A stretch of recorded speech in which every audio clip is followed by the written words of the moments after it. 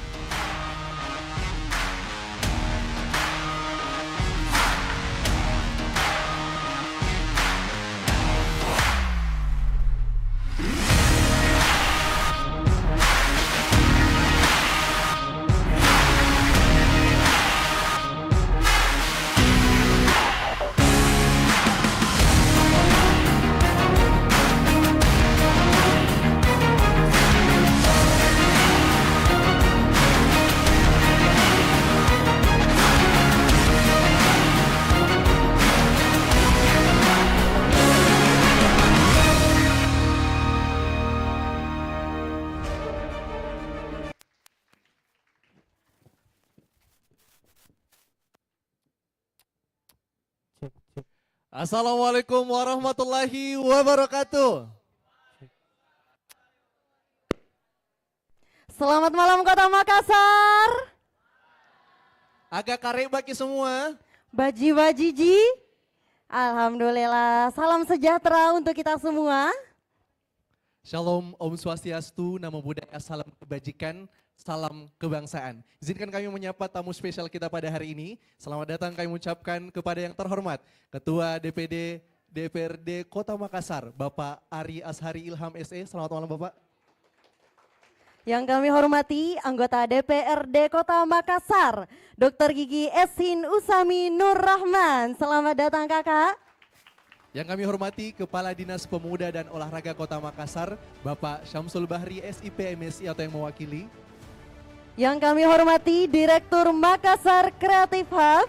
Yang kami hormati Ketua DPD KNPI Kota Makassar atau yang mewakili. Yang kami hormati para ketua organisasi kepemudaan sekota Makassar. Yang kami hormati para ketua BEM sekota Makassar.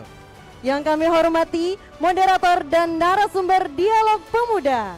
Serta yang kami banggakan seluruh pemuda Makassar yang sempat hadir pada malam hari. Beri tepuk tangan untuk kita semua.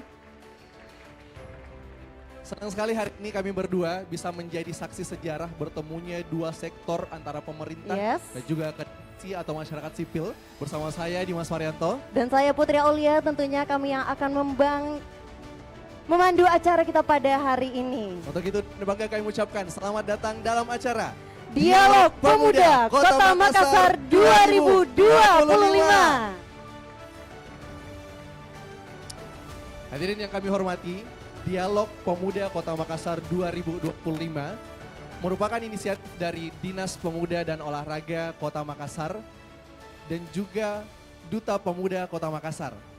Kegiatan ini sebagai ruang bertemu, ruang untuk berdiskusi dan juga ruang menyatukan gagasan antara pemuda dan juga pemangku kebijakan yang ada di Kota Makassar. Yes, dan acara ini tentunya mengusung tema duduk sama rendah, bicara sama berani, menyamakan suara rakyat dan wakilnya.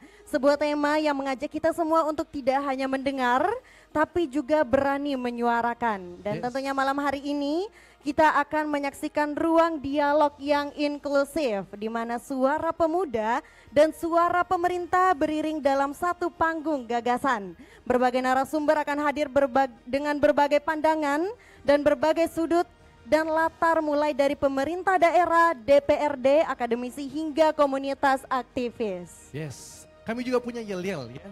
Yep. Sesuai dengan tema kami, kalau saya bilang Dialog Pemuda Kota Makassar, Putri bagaimana? Duduk sama rendah, bicara sama berani. Satu kali lagi, satu kali lagi. Jadi harus semangat ya. Satu kali lagi, Dialog Pemuda Kota Makassar 2025.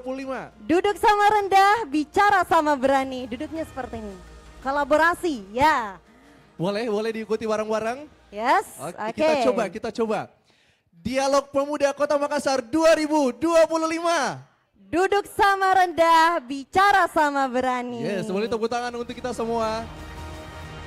Hadirin yang kami hormati, hadirnya kita di sini akan berbicara bukan tentang siapa yang paling benar, tapi siapa yang saling memahami. Karena dari sini, dari pertemuan malam ini akan lahir satu harapan baru bahwa suara pemuda Makassar tidak hanya didengar tapi juga dipertimbangkan. Betul sekali. Dan karena itu masyarakat memang butuh Makassar, butuh pemuda yang berani untuk bicara namun tetap bijaksana. Dan hari ini tempat itu hadir untuk memfasilitasi itu semua. Betul sekali, dan hadirin yang berbahagia, untuk membangkitkan semangat nasionalisme dalam sebagai wujud rasa cinta kepada tanah air, mari kita bersama-sama memulai rangkaian acara pada malam hari ini dengan menyanyikan lagu kebangsaan Indonesia Raya. Kepada hadirin kami persilakan berdiri.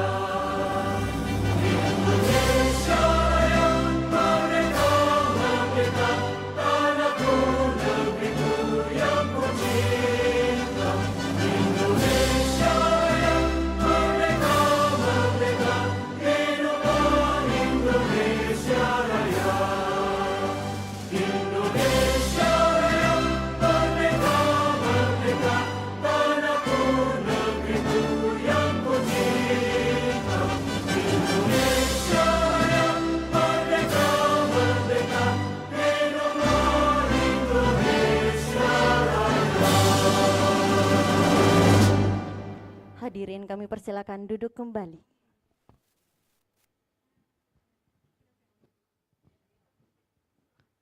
Hadirin yang kami hormati, sebagai bentuk keterlibatan pemuda yang hadir di sini, kami hari ini menyediakan 2 challenge, Putri. Wow, Ya, ada apa challenge aja ini tuh? akan mendapatkan 2 kategori hadiah. Yang pertama itu adalah best idea. Wow. Kemudian yang kedua ada best innovation, Yes.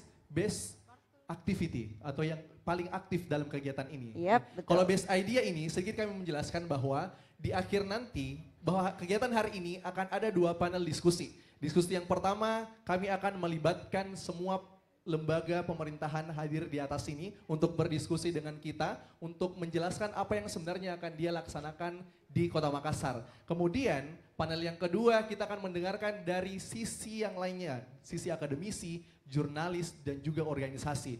Jadi dua sektor ini akan menjelaskan gimana sebenarnya apa yang akan dilakukan oleh pemerintah dan apa yang diinginkan oleh masyarakat sipil atau jurnalis tadi, akademisi tadi.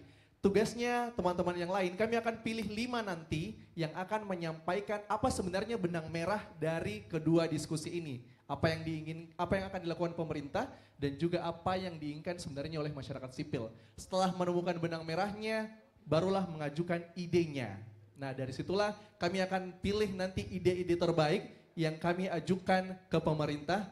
Tapi sayangnya kami hanya punya 1 kategori untuk best idea. Jadi siapapun nanti yang akan dipilih sebagai kategori akan mendapatkan hadiah berupa uang tunai. Luar biasa sekali dan tentunya untuk seluruh peserta diharapkan Yes. untuk memperhatikan ya.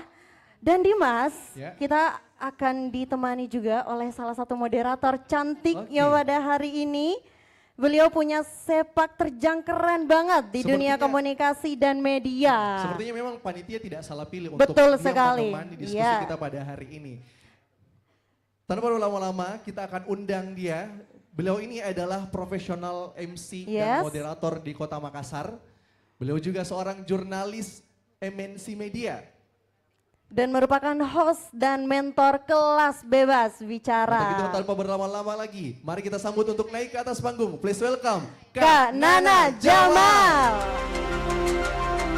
Terima kasih banyak. Apa kabar MC luar biasa kita? Oke, gimana nih? Oke.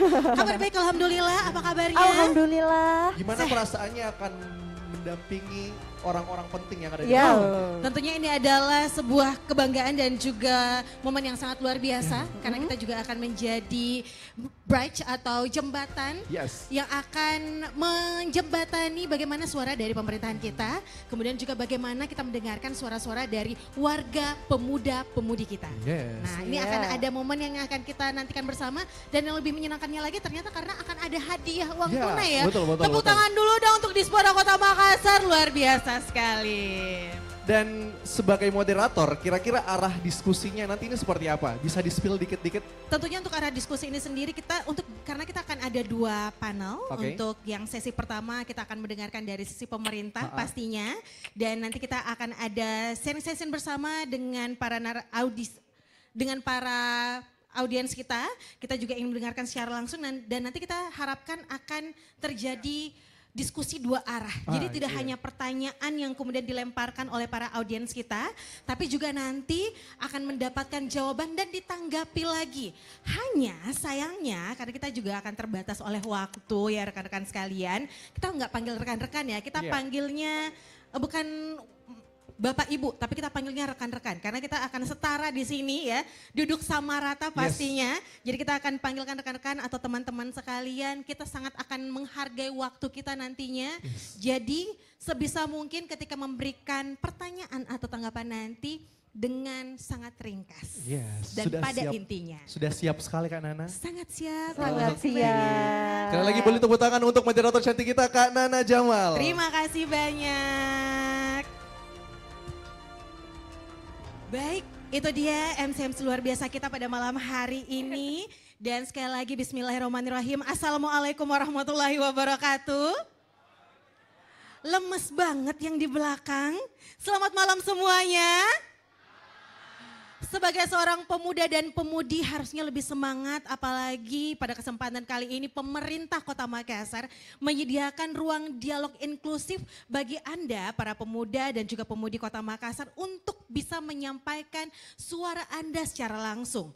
Karena pemuda Kota Makassar tidak hanya diharapkan untuk hanya sekedar mendapatkan kebijakan, terdampak pada kebijakan yang dibuat oleh pemerintah kita. Tetapi juga diharapkan bisa memberikan manfaat, apalagi juga bisa memberikan solusi untuk harapan Anda bagaimana pemuda dan pemudi ke depannya di Kota Makassar. Seperti yang sudah saya sampaikan tadi bahwa pada malam hari ini rekan-rekan sekalian kita akan mengikuti 2 sesi panel diskusi yang akan menghadirkan narasumber-narasumber kita yang sangat luar biasa. Untuk langsung saja kita akan segera memulai diskusi panel kita yang pertama dengan tema yaitu perspektif pemerintah dan legislatif kita. Berikan tepuk tangan yang meriah untuk narasumber kita yang pertama. Beliau merupakan seorang sosok pemimpin dalam bidang urusan kepemudaan. Beliau memiliki peran strategis dalam memastikan suara dan kebutuhan generasi muda agar bisa terwakili dalam kebijakan daerah. Tepuk tangan yang meriah untuk Ketua Komisi D DPRD Kota Makassar Bapak Ari Azhari Ilham SE. Silahkan. Tepuk tangan lebih meriah lagi dong. Silahkan Bapak, boleh di sini. Kita malam hari ini panggilnya Kak aja ya. Oke, karena kan masih muda. Oke, baik. Selanjutnya, kalau beliau Kak Ari ini untuk bisa mewakili suara-suara pemuda, kalau ini benar-benar muda. Karena beliau merupakan anggota DPRD termuda plus perempuan ya. Di Kota Makassar, berikan tepuk tangan yang meriah untuk Dr. Gigi Ezin Usami Nur Rahman. Luar biasa. Baru 2 sudah keren banget narasumber kita. Silahkan.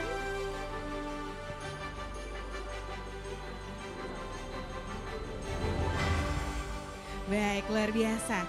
Nah, selanjutnya ini juga nggak kalah mudanya lagi ya. Karena beliau ini juga sangat memeran penting dalam memperkuat ruang partisipasi dan dialog setara antara pemuda dan peran pemerintah. Dan juga menyelenggarakan berbagai kegiatan-kegiatan yang luar biasa untuk para pemuda-pemuda kita yang ada di Kota Makassar. Dalam hal ini mewakili Kepala Dinas Pemuda dan Olahraga Kota Makassar. Mari kita sambut Kepala Bidang Pemberdayaan Pemuda Disporo Kota Makassar, Bapak Muhammad Tasyara Dahyar SE. Luar biasa. Ih, wow, fansnya banyak banget. Halo Kadi. Boleh, mohon maaf Kadi, boleh switch dengan Kak Ari, boleh switch dikit ya. Tadi agak miss, boleh switch. Kok harus pindah tempat duduk ya Bapak ya. Dan kalau dulu kita kalau mau bikin kegiatan kayaknya bingung ya, apakah harus di ballroom, harus di tempat yang mungkin kita agak bingung harus menyediakan atau menyelenggarakan kegiatan di Kota Makassar itu di mana. Sekarang kita sudah punya tempat khusus untuk bisa menciptakan ruang kolaboratif bagi seluruh generasi muda untuk juga bisa menyalurkan aspirasi dan juga mengembangkan potensi ekonomi kreatif yang ada di Kota Makassar. Mari kita sambut Direktur Makassar Creative Hub, Bapak Muhammad Sabek.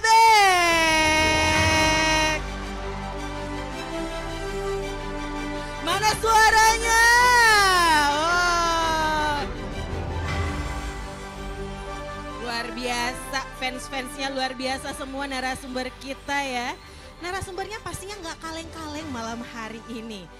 Nah, kalau begitu setelah kita menghadirkan seluruh narasumber kita akan langsung untuk mendengarkan bagaimana pandangan para narasumber kita mengenai kepemudaan yang ada di Kota Makassar. Apakah dari sisi legislatif betul-betul sudah menerapkan sistem-sistem atau juga kebijakan-kebijakan dan juga sudah meng-ACC kebijakan-kebijakan yang sangat pro kepada muda-mudi kita yang ada di Kota Makassar. Kak Ari apa kabar? Selamat malam.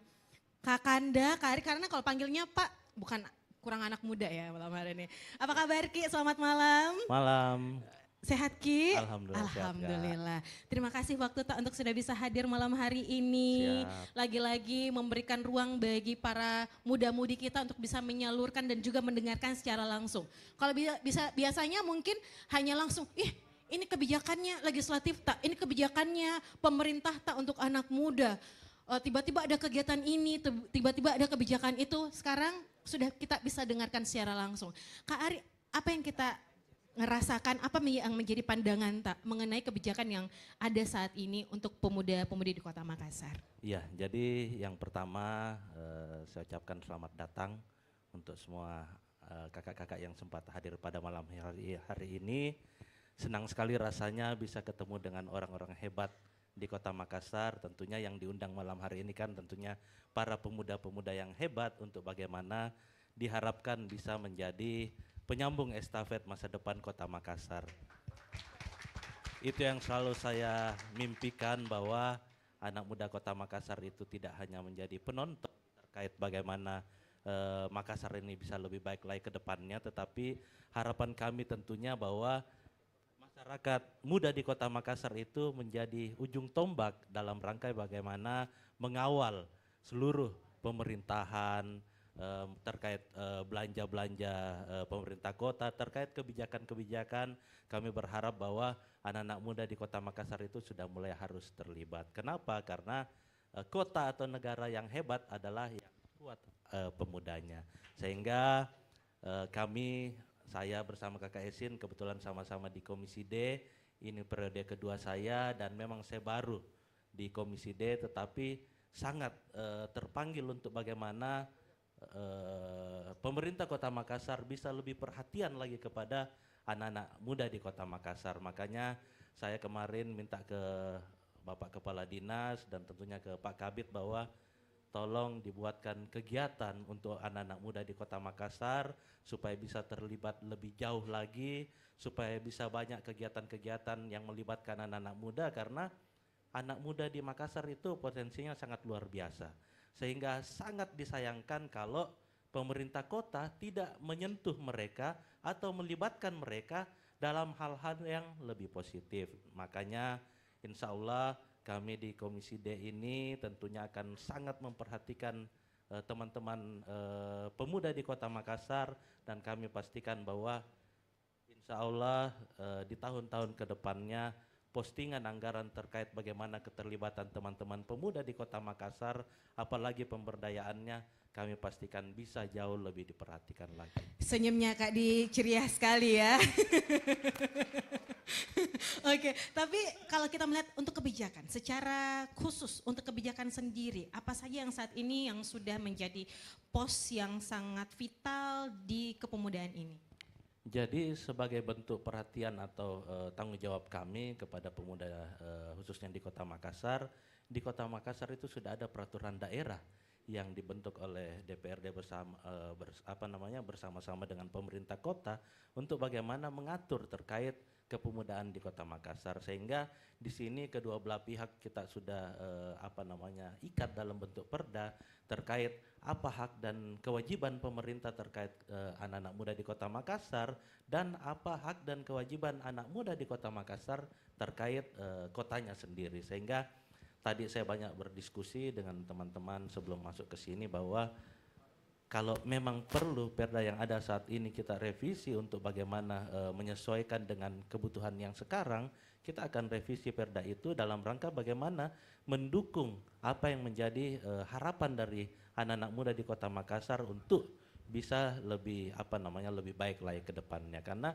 kita melihat bahwa pada saat anak-anak muda misalnya di suatu kabupaten kota terberdaya dengan baik, yang pertama tingkat tingkat kriminalitas atau perang-perang dan sebagainya itu pasti akan semakin berkurang. Tetapi kita bisa melihat bahwa pada saat banyak perang kelompok yang melibatkan anak muda, kemudian banyak begal di kota tersebut dan sebagainya.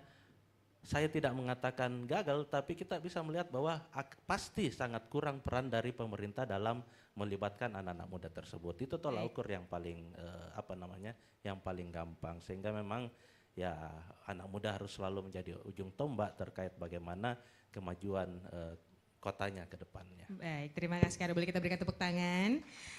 Dan selanjutnya sebagai perwakilan anggota Dewan Termuda plus perempuan, harus saya tambahkan ini karena kita juga tentunya sebagai perempuan ini sangat bangga bisa mewakili kita, suara kita. Dr. Yasin, ini kalau misalnya kita lihat Kak Yasin, bagaimana keterwakilan anak muda di Dewan sekarang? Apakah ini sudah bisa melihat bagaimana kalau kita bisa bilang biasanya ada pandangan miring.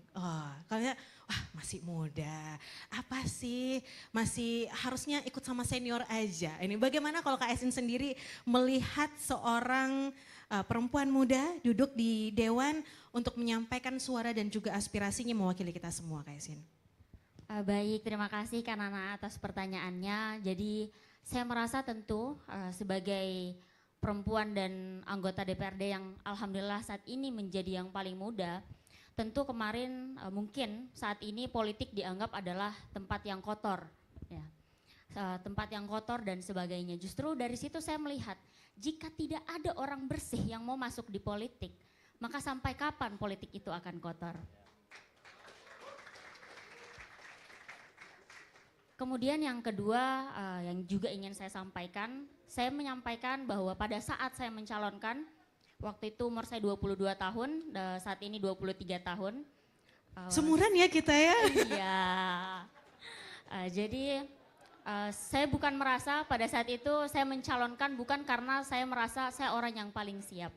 Tentu saya bukan merasa orang yang paling siap, tapi saya juga tidak ingin membiarkan bahwa diri saya itu hanya menjadi seorang penonton. Karena justru itu harapannya kepada teman-teman semua yang ada saat ini yang merasa memiliki ideologi, yang merasa perlu untuk menyuarakan aspirasi, tentu kita harus menjadi aktor.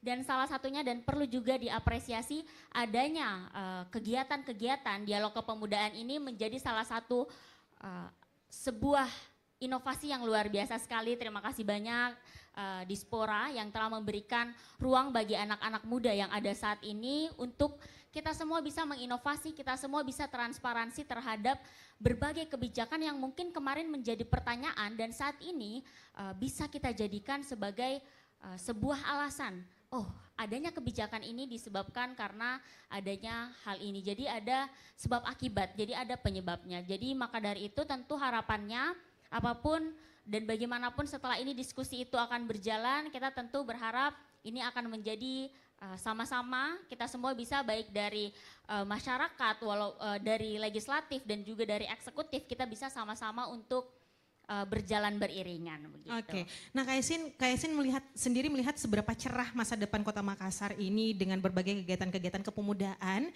dan juga aksi-aksi yang dilakukan oleh pemerintah Kota Makassar untuk anak mudanya sendiri Kak. Oke, melihat anak-anak mudanya seperti Kak Nana, melihat anak-anak mudanya seperti teman-teman yang ada di depan saya saat ini, saya rasa Makassar justru punya masa depan yang luar biasa cerah sekali. Kita melihat bahwa saat ini anak muda itu memiliki suara yang luar biasa. Mengapa saya katakan seperti itu? Mungkin di tahun-tahun sebelumnya kampanye-kampanye itu disampaikan secara mengumpulkan massa dan sebagainya. Tapi saat ini di media sosial pun kita bisa berkampanye. Kita menggunakan media sosial, kita menggunakan banyak sekali media-media yang kita bisa untuk menyampaikan aspirasi.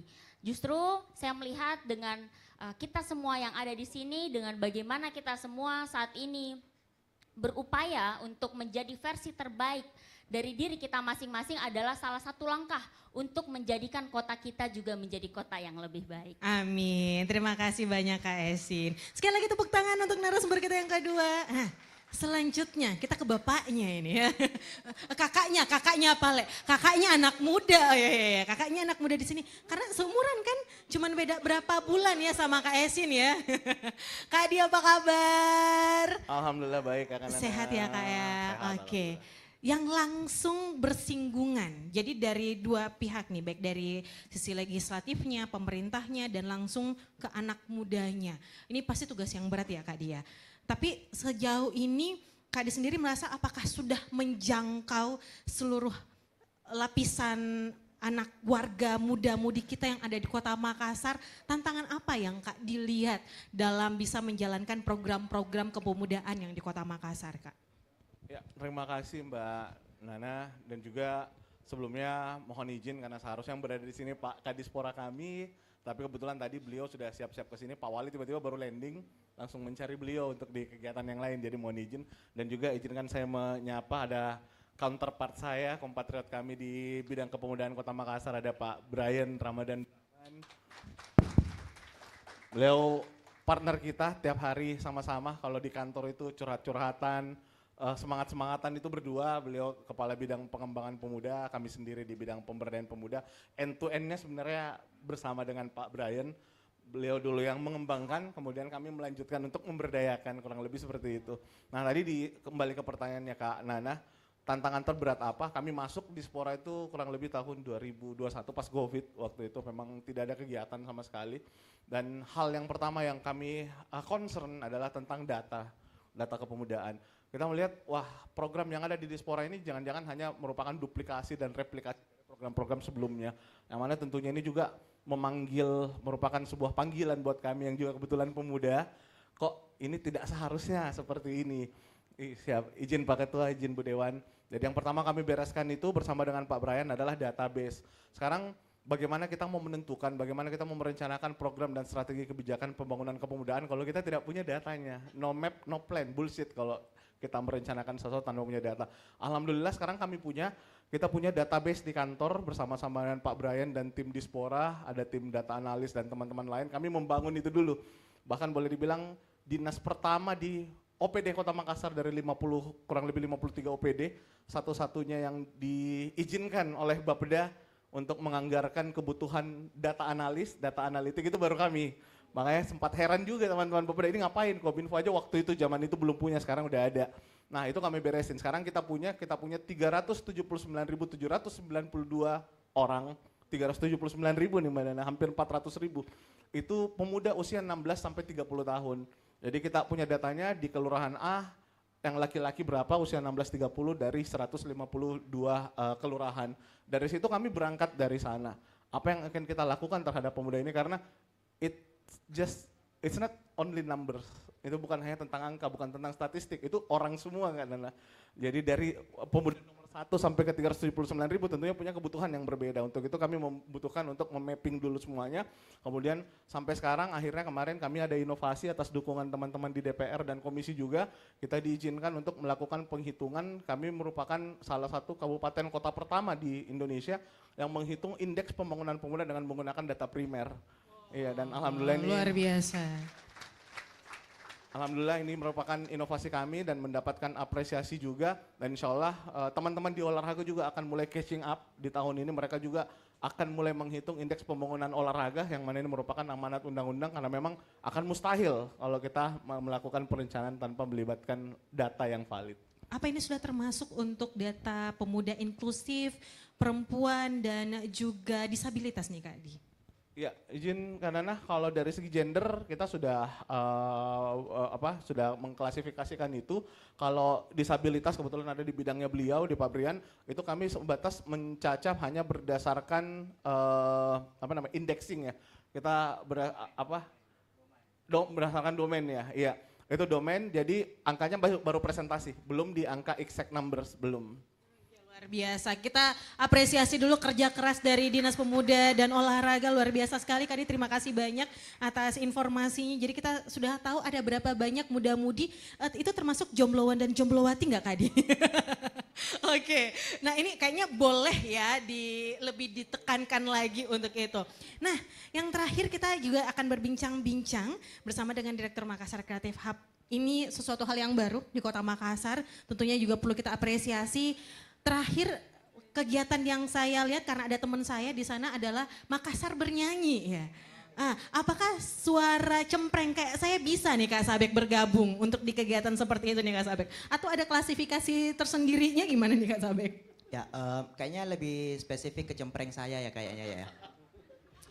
Oke. Oh iya, iya itu salah satu kegiatan non budgeter ya yang kita lakukan buat memfasilitasi teman-teman yang kan kita tahu ya pelatihan-pelatihan menyanyi itu biayanya mahal ya. Kita ngepres itu sebenarnya termasuk kebutuhan ruangan. Kami itu butuh ketika nyusun master plan ternyata kebutuhan ruangan itu sangat penting. Bukan berarti kita mau mematikan ruang-ruang coworking yang terus bertumbuh ya di kafe-kafe gitu. Tapi dalam arti ruang-ruang yang fasilitasnya itu lebih mudah diakses, lebih lengkap sehingga ada akselerasi tuh di skill, pengembangan skillnya. Dalam tanda kutip sektor ekonomi kreatif atau industri kreatif. Sampai sejauh ini sudah ada berapa banyak kegiatan dan berapa banyak komunitas, organisasi yang sudah bisa dirangkul atau yang mungkin mendekatkan diri untuk bisa mengadakan kegiatan di Makassar Creative Hub ini sendiri Kak?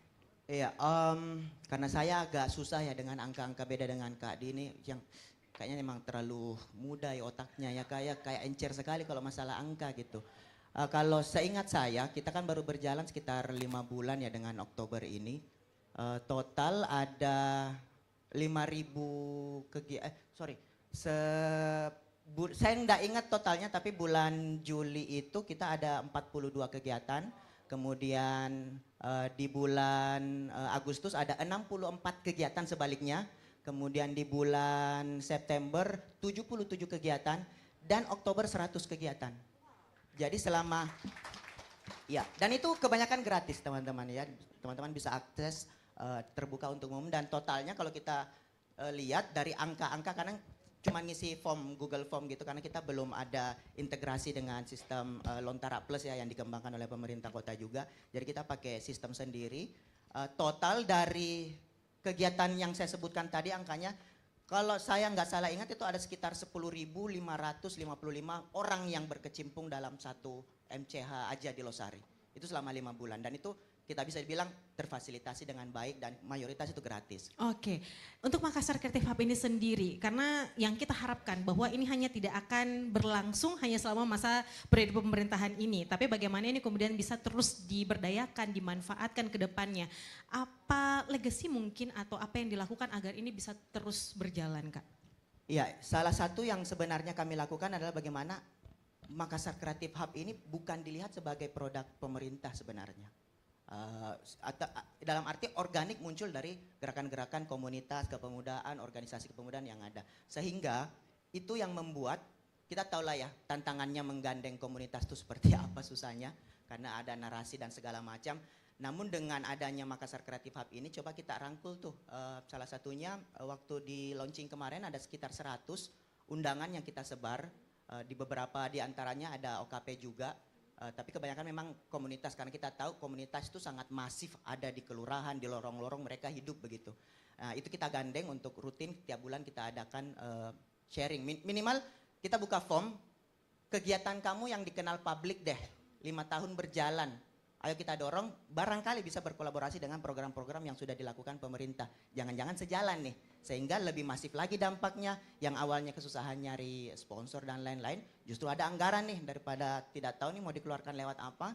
Kita dorong nih ini ada program 5 tahun yang sudah berjalan dampaknya jelas kenapa nggak disupport gitu. Kayak contohnya insya Allah tahun depan kayaknya kita akan berkolaborasi dengan Makassar International Writer Festival. Kemudian di awal buka itu kita kan launching 2 Juni ya. Juli itu kita kerjasama dengan Netflix tuh. Tapi kita tidak belum umumkan karena ada aturan bahwa oke, boleh kita fasilitasi seminggu casting di MCH. Tapi boleh dong castingnya dibuka untuk umum. Sehingga bukan cuma yang invitation yang bisa daftar. Itu pola-pola yang kami lakukan sehingga kalau bilang berdampak, insya Allah berdampak sih. Kita bisa lihat nanti rekapan tiap bulannya itu. Baik, terima kasih. Akhirnya kita punya kesempatan untuk masuk Netflix ya teman-teman. Terima kasih kakak-kakak sekalian. Nah sekarang kita berikan kesempatan kepada rekan-rekan pemuda kita. Waduh, sabar.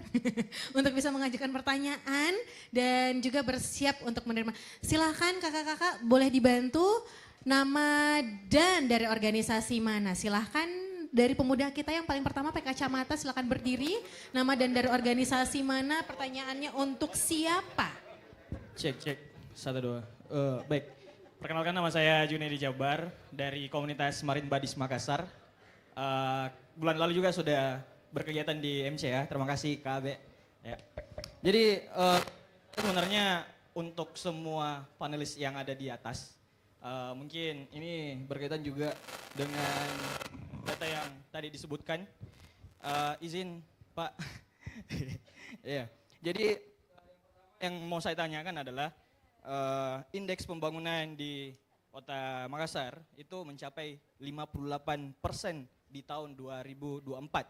Lebih 2% dari IPP nasional. Dan ini kita patut bangga karena cuma Kota Makassar mungkin yang bisa melakukan hal tersebut.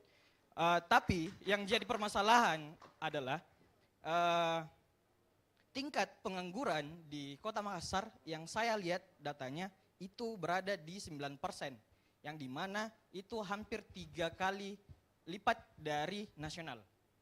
Sedangkan nasional itu ada sekitar 4% tingkat pengangguran yang ada. Nah, yang menjadi pertanyaan saya, apakah Dinas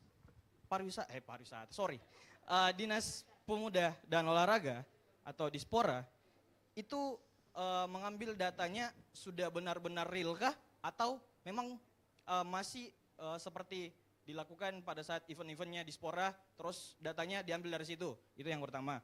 Yang kedua, saya mau tanyakan kepada yang mungkin dalam kaitannya kali ini RPJMD tahun 2025-2029 itu program utama dari Dispora adalah membangun sport center.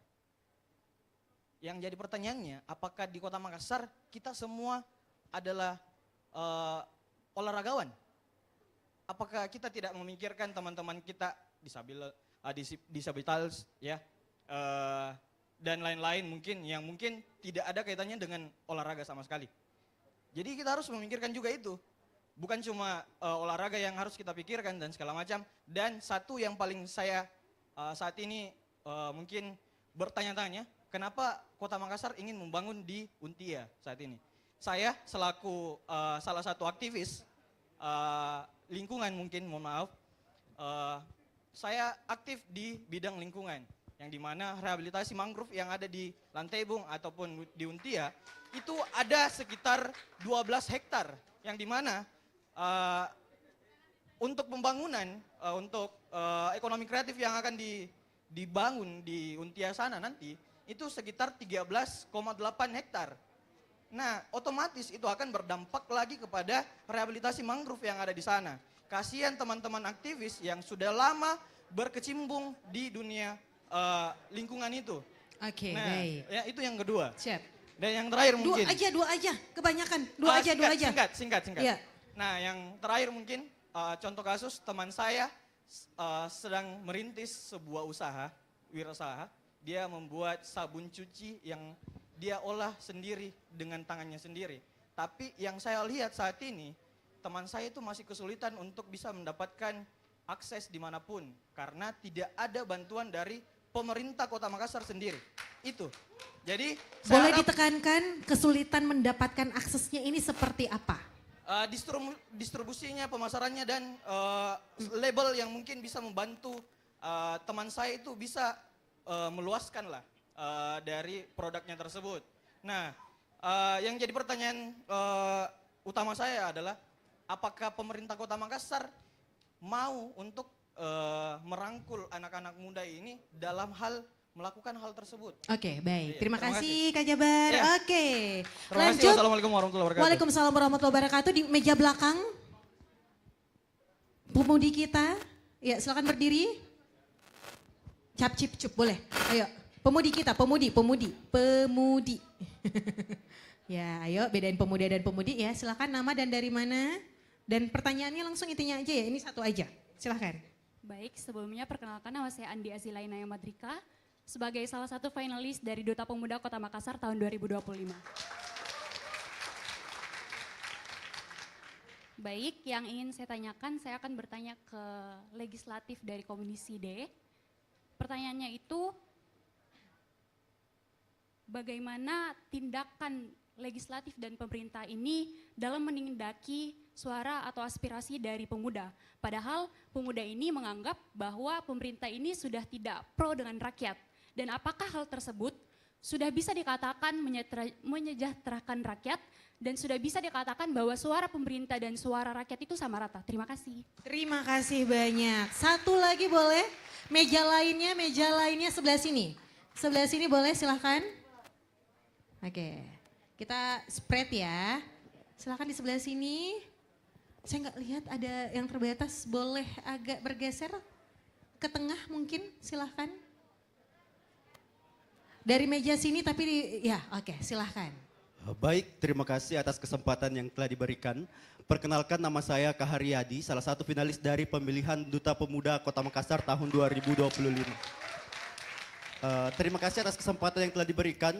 Melihat fenomena yang terjadi sekarang bahwa masyarakat atau pemuda yang ada di Indonesia lagi aktif-aktifnya untuk menyampaikan aspirasinya kepada wakil rakyat. Namun tidak dipungkiri bahwa ada beberapa atau mungkin tidak sampai kepada tujuan yang ingin dicapai. Pertanyaan saya sesuai dengan tema kita pada hari ini, yakni menyamakan suara rakyat dan wakil rakyatnya. Menurut Bapak Ibu sekalian sebagai narasumber kita pada hari ini, hal yang harus diubah di sini adalah bagaimana cara rakyat untuk menyampaikan aspirasinya, atau mohon maaf, bagaimana cara pemerintah untuk mendengarkan aspirasi tersebut. Terima kasih. Baik, terima kasih Kak Haryadi. Kita tutup dulu di 3 penanya, tapi jumlah pertanyaannya adalah 6 ya kakak-kakak sekalian. Oke, baik, kita akan mulai dari pertanyaan pertama dari Kak Jabar ini sendiri yang mungkin bisa kita gabungkan. Jadi kalau misalnya kita berbicara mengenai indeks pembangunan kita yang memang cukup tinggi, naik 2%, tapi penganggurannya malah 9% nih Kak untuk indeks nasionalnya. Ini kita ke Kak Ari ya, bagaimana Anda bisa menjawab ini, apakah ini juga akibat dari program atau bagaimana kondisi Indonesia sendiri itu saat ini Kak Ari, silahkan. Ya, jadi saya sekalian merangkum ya beberapa pertanyaan biar langsung bisa menjawab. Yang pertama terkait jumlah pengangguran di Kota Makassar. Setuju, kebetulan di Komisi D juga itu bermitra langsung dengan Disnaker, sehingga memang untuk saat ini banyak anggaran yang kami titipkan di beberapa dinas-dinas terkait bagaimana pelatihan tenaga kerja dan sebagainya. Karena kalau kita berharap bahwa pemerintah kota yang merekrut sebanyak-banyaknya jumlah pegawai di pemerintah kota itu kan tidak mungkin, karena akan membebani APBD dan akan berdampak dengan pelayanan-pelayanan lainnya di Kota Makassar, sehingga memang upaya-upaya yang kita lakukan saat ini yaitu banyak melakukan pelatihan-pelatihan yang mana dititipkan di beberapa dinas-dinas terkait tadi yang kita sampaikan bantuan dari pemerintah kota terkait labeling, kemudian untuk bagaimana pemasaran dan sebagainya, itu sebenarnya ada kegiatan pelatihan yang sering dilakukan oleh Dinas Tenaga Kerja yang nanti bisa diakses di website dari Dinas Tenaga Kerja, yang bisa setiap saat kita bisa melihat bahwa di minggu ini ada pelatihan apa, temanya apa, kemudian itu bisa kita sesuaikan dengan kebutuhan tak masing-masing. Dan kami berharap bahwa di luar kegiatan-kegiatan seperti ini, teman-teman yang hadir bisa langsung mengakses ke saya juga, karena kami bisa bekerja dengan baik apabila banyak masukan dari kita semua. Kami sebagai wakil rakyat tidak bisa bekerja dengan baik kalau rakyat yang diwakili juga selalu hanya diam.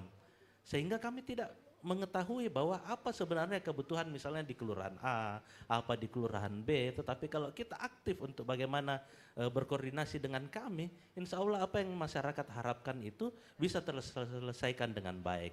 Bisa ditanyakan kepada teman-teman Duta Pemuda, mungkin baru sekitar 2 bulanan berkenalan dengan kami mensupport apa yang menjadi kebutuhan dari teman-teman pemuda. Kenapa? Karena ya kami juga banyak menaruh harapan kepada kakak-kakak sekalian terkait bagaimana membantu kami dalam bekerja dan dalam membangun Kota Makassar. Kemudian saya menjawab pertanyaan tadi bahwa kenapa Dispora fokus melakukan penganggaran besar di bidang sport. Ya, jadi kita harus mengetahui bahwa ada sekitar 50 OPD di Kota Makassar yang bertanggung jawab dengan tupoksinya masing-masing.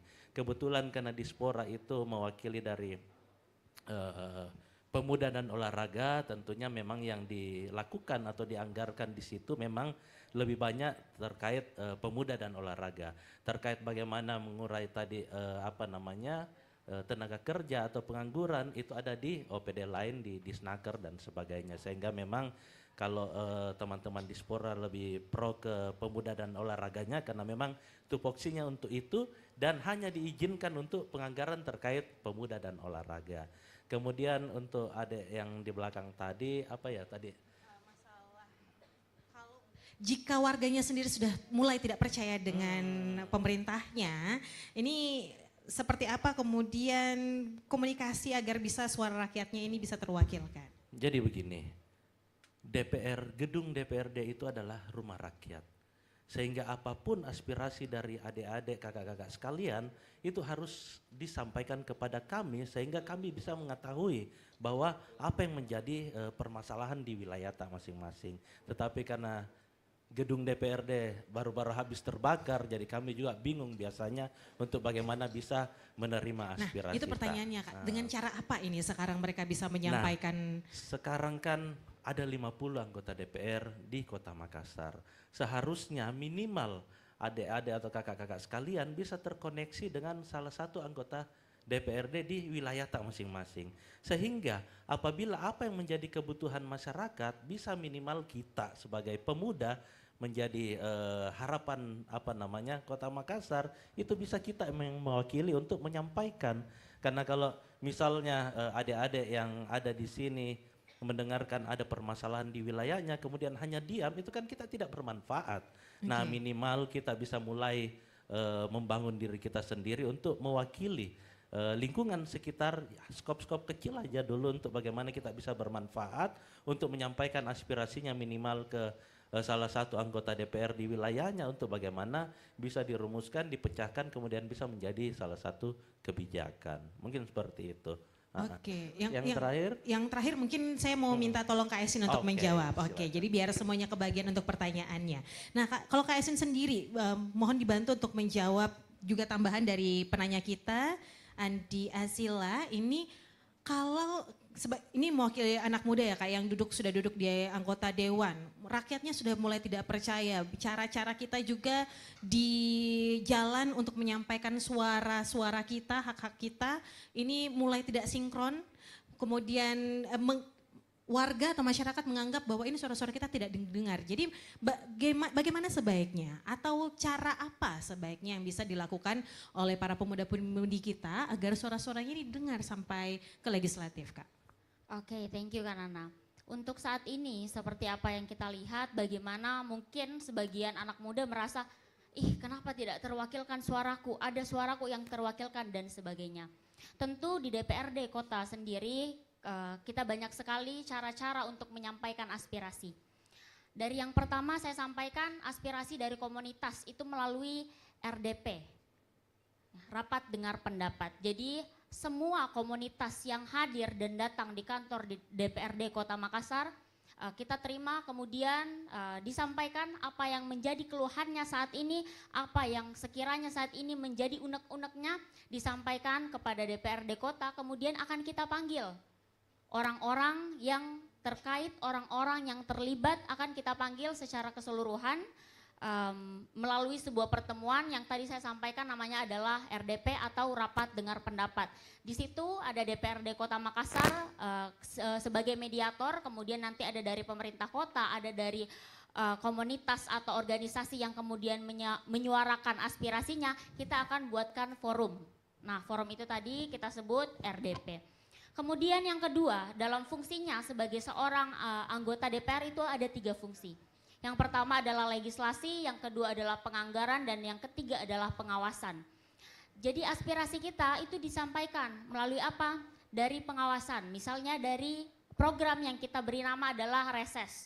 Nah, reses itu kalau saya pribadi sebenarnya biasanya dari 100% orang biasanya ikut di reses saya itu 90% itu anak muda. Ya. 90% itu anak muda, sehingga saya rasa yang anak muda pada saat itu sampaikan di reses saya adalah suara-suara dari anak muda juga, karena 90% yang ada di situ adalah anak muda.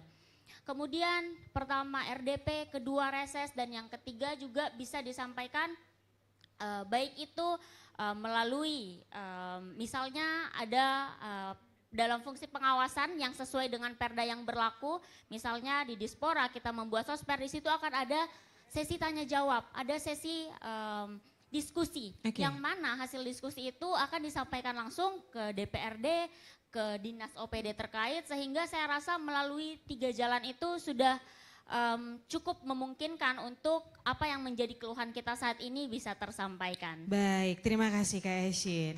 Selanjutnya Kak Adi, apakah dalam setiap kegiatan-kegiatan kepemudaan ini juga sekaligus mungkin ada training atau juga penyampaian informasi bagaimana tata cara atau cara-cara yang sebaiknya dilakukan oleh para pemuda-pemudi kita ketika mereka ingin menjadi penyambung lidah juga dari rekan-rekannya menuju ke pemerintah sebagai seorang duta pemuda di Kota Makassar, Kak Adi?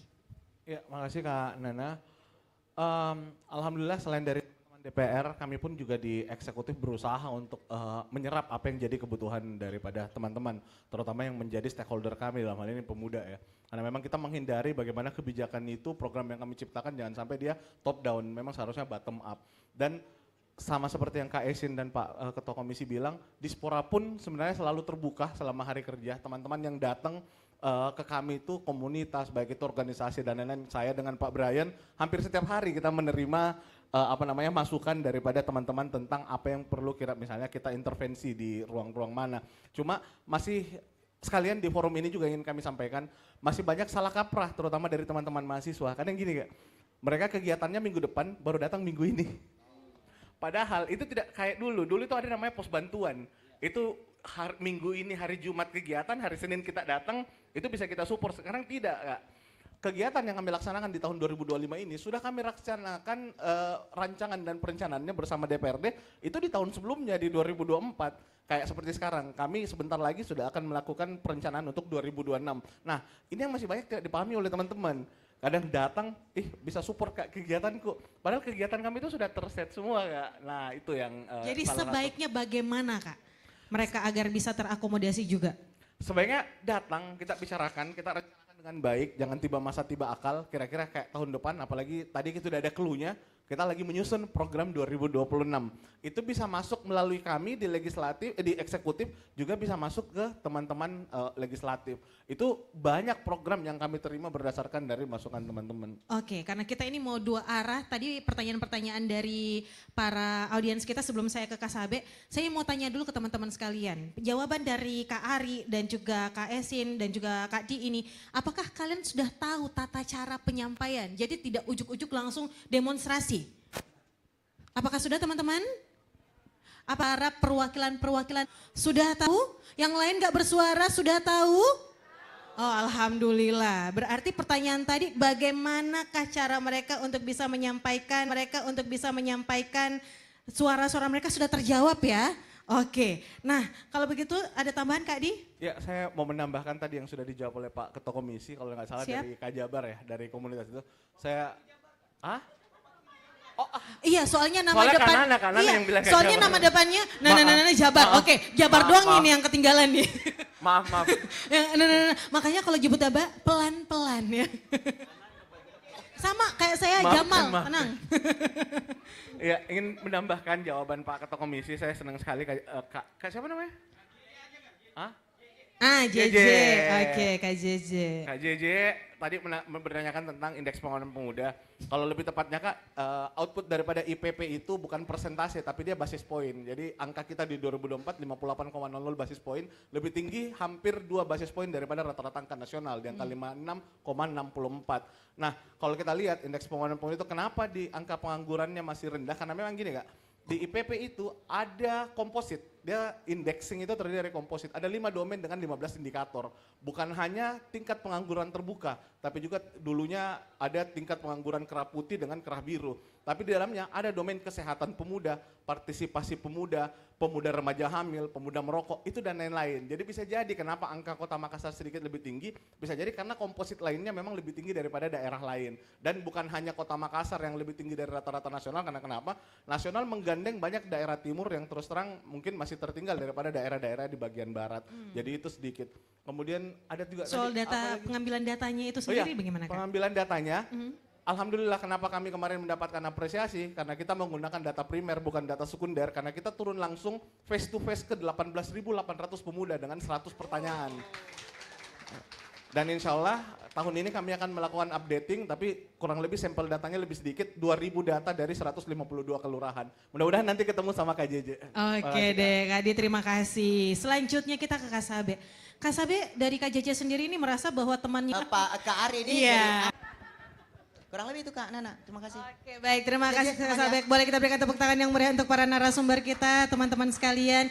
Terima kasih dan mohon maaf untuk para audiens kita, rekan-rekan kita yang belum bisa mengajukan pertanyaannya. Nanti boleh langsung DM, bisa WhatsApp juga ya Kak Ari, Kak Esin dan juga Kak Di, Kak Sabek. Boleh ada kunjungan langsung mungkin ke... Tapi kalau anggota Dewan Kak Ari sebagai penutup, di mana Ki ini bisa akses Ki? Di mana Ki bisa sampaikan pertanyaan tak, bagaimana suara tak, singkat aja Kak. Ya, jadi bisa akses Instagram saya di gog.ilham, GOG.ilham, atau bisa di WhatsApp saya di 081 Catat cepat.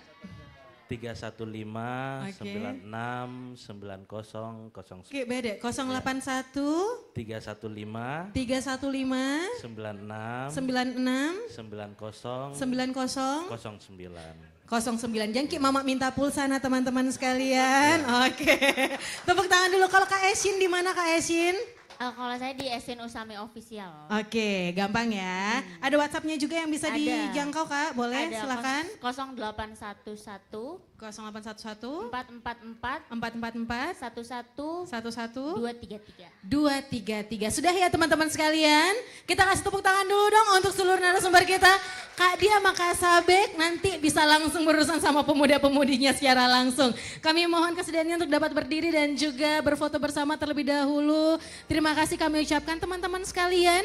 Kolaborasi antara legislatif, pemerintah dan juga pemuda ini tentunya bisa terjalin dengan komunikasi yang baik, dengan menggunakan kata-kata yang baik dan juga cara-cara yang baik. Salah satunya yang kita lakukan saat ini dan semoga bisa bermanfaat terus ke depannya dan bisa terus kita lakukan secara sustainable ke depan. Yang paling inti adalah kita tahu cara, di mana dan kapan kita bisa menyampaikan pertanyaan, saran dan juga masukan kita kepada pemerintah dan wakil-wakil kita.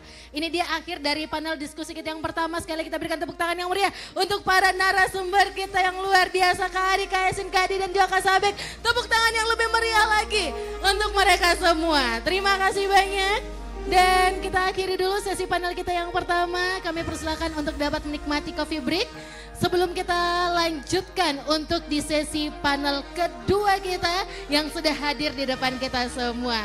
Dan tentunya sekali kami ucapkan terima kasih banyak. Wassalamualaikum warahmatullahi wabarakatuh dan sampai jumpa di sesi panel berikutnya.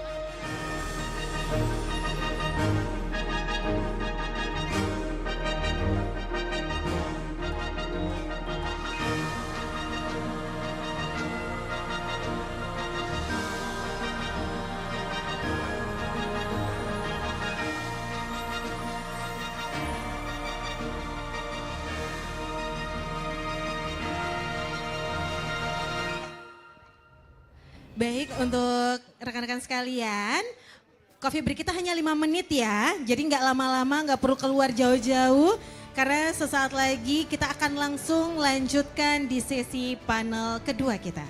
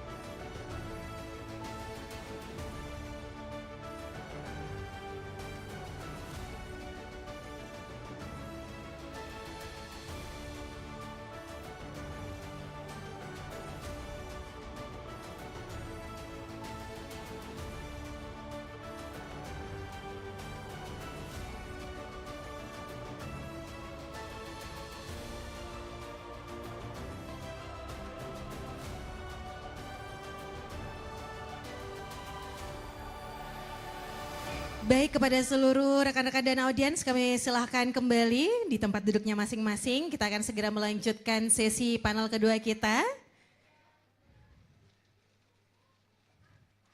Sekali lagi kami silahkan. Rekan-rekan sekalian untuk dapat kembali ke tempat duduk Anda masing-masing untuk bisa melanjutkan sesi diskusi kita yang kedua.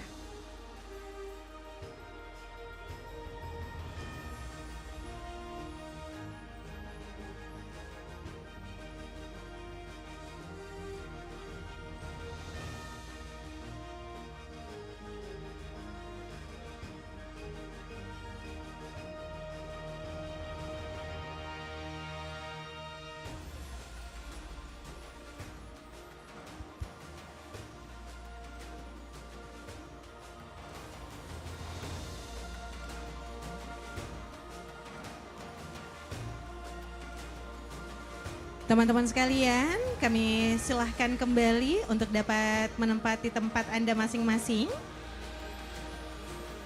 Anda bisa menikmati cafe break Anda di meja Anda masing-masing.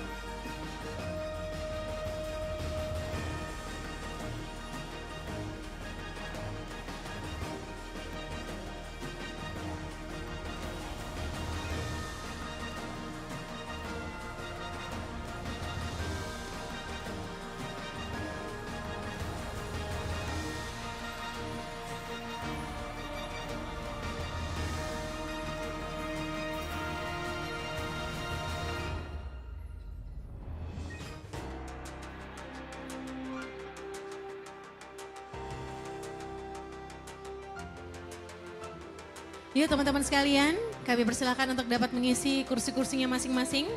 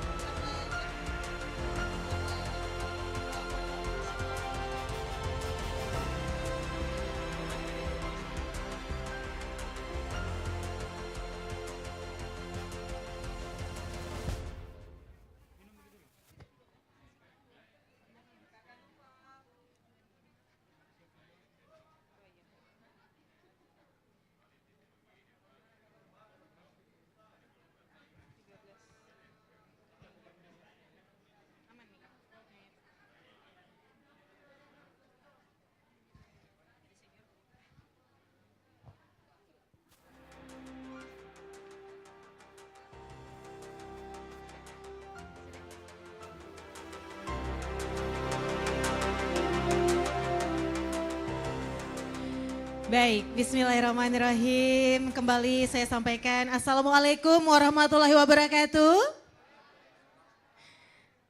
Dan selamat malam untuk kita semua. Semoga semangat kita masih sama pada malam hari ini. Walaupun saat ini sudah menunjukkan pukul 9 lebih ya, sudah menuju ke setengah 10.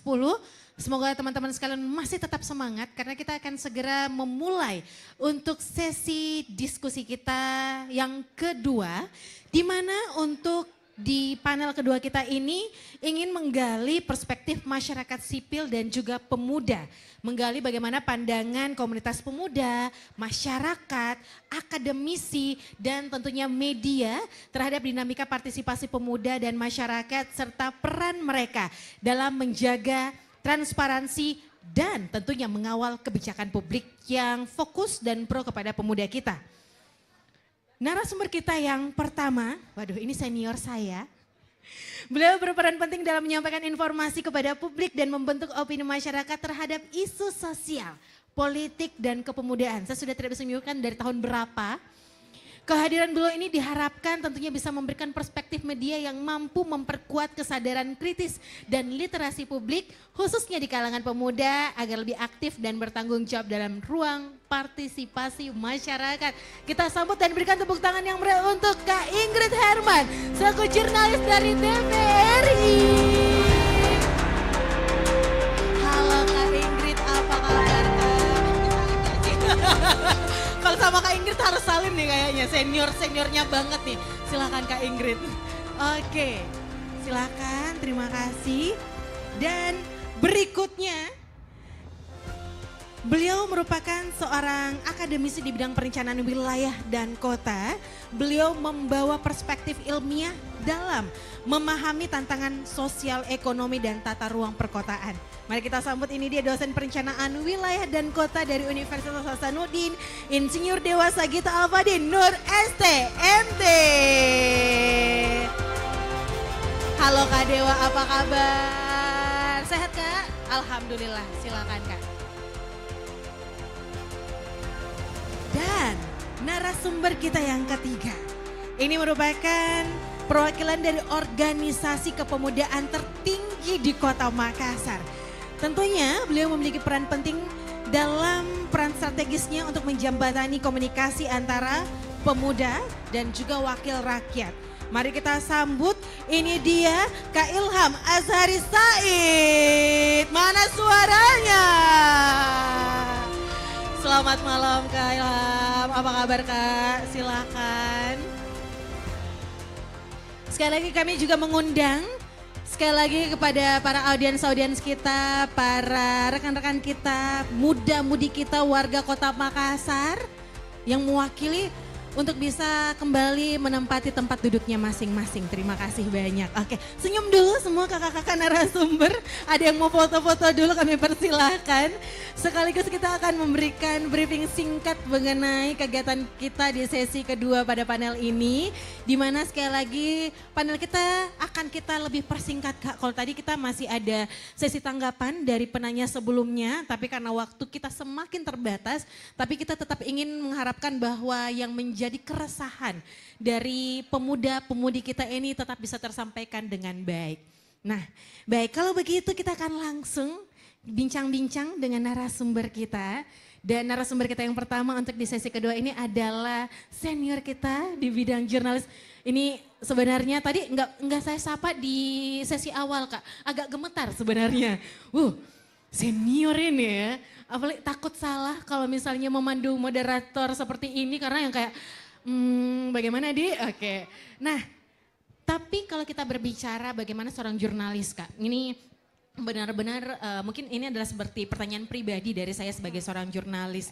Karena beda media, beda pembawaan pastinya. Ada kebijakan yang berbeda dalam menyampaikan pemberitaan, topik yang ingin akan disampaikan. Dan bagaimana sebagai seorang Kak Ingrid, sebagai seorang news anchor di TVRI, ini bisa menyampaikan berita-berita yang tentunya bisa menjadi jembatan informasi bagi anak muda saat ini untuk bisa mengetahui bagaimana kebijakan-kebijakan yang berlaku di Kota Makassar yang bisa berdampak bagi mereka Kak, silahkan. Oke, saya mau sapa dulu dong pemudanya, selamat malam. Malam. Yes, karena ini kan udah 9:30 ya. Saat-saat pertama mengantuk, yang kedua, ada nggak di sini yang datang sama pasangannya? Nggak ada kan? Nggak ada, oke. Justru lawan Mbak Nana. Ya. Kak Nana kalau nggak datang sama pasangan Iya. biasanya tuh terbagi. Oke. Jadi setengah mungkin ke sini, setengah sambil WA, oh WhatsApp, begitu. betul? Betul. Udah ada pasangannya yang bilang, kenapa lama sekali? Udah ada belum?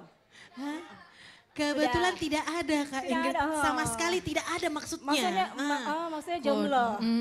Kasiannya, oke. Karena kondisi seperti itu, hari ini saya bawa ada 5 Silver Queen. Jadi nanti kalau saya sambil menjawab pertanyaannya, karena Boleh, saya Kak. juga akan lempar pertanyaan. Oh, oke, Kak. Supaya makin semangat, supaya makin perhatian. Oke, kebijakan menyampaikan informasi. Saya rasa kalau kita media, apalagi media terverifikasi harusnya sama aja sih kebijakannya. Kita harus mengikuti etika-etika jurnalistik.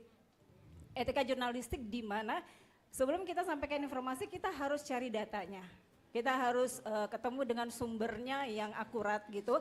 Jadi nggak asalkan sekarang ini yang terjadi adalah kita dalam posisi kalau dulu kita sulit mencari informasi, kalau sekarang kita sulit memilah informasi, betul? Saking banyaknya informasi. Sebelum saya melanjutkan, saya mau satu pertanyaan pertama boleh? Kak, boleh. Oke, ada yang tahu nggak? Ada berapa banyak media di Indonesia yang terverifikasi? Nah, Langsung menjawab silakan. silakan Kak JJ. Oh Kak JJ. Kak JJ. Kak JJ ini apanya DPRD Pak Janar Johari bukan ya? Silakan Kak JJ boleh berdiri. Berapa banyak nih? Saya buat catatan nih. Setauku ada, kalau nggak salah ya Kak, 4. Setauku, oke, Iya. jangan Hanya ada setauku. 4. Iya. Boleh ada tahu 4. apa? JJ taunya cuman apa JJ? Mungkin itu yang biasa saya datangi sih. Datangi. Iya. Oke, apa JJ? Ada Agak miris Kak ini kalau cuma 4 Kak Iya, ya. Ya. cuma Silakan 4. J apa Kak? Apa Kak J? apa yang namanya? Lupa. Oke, salah. Masih. CNN. CNN. Iya. Apalagi? Beda, bukan BNN. Kalau BNN. Ayo dorasi. Iya.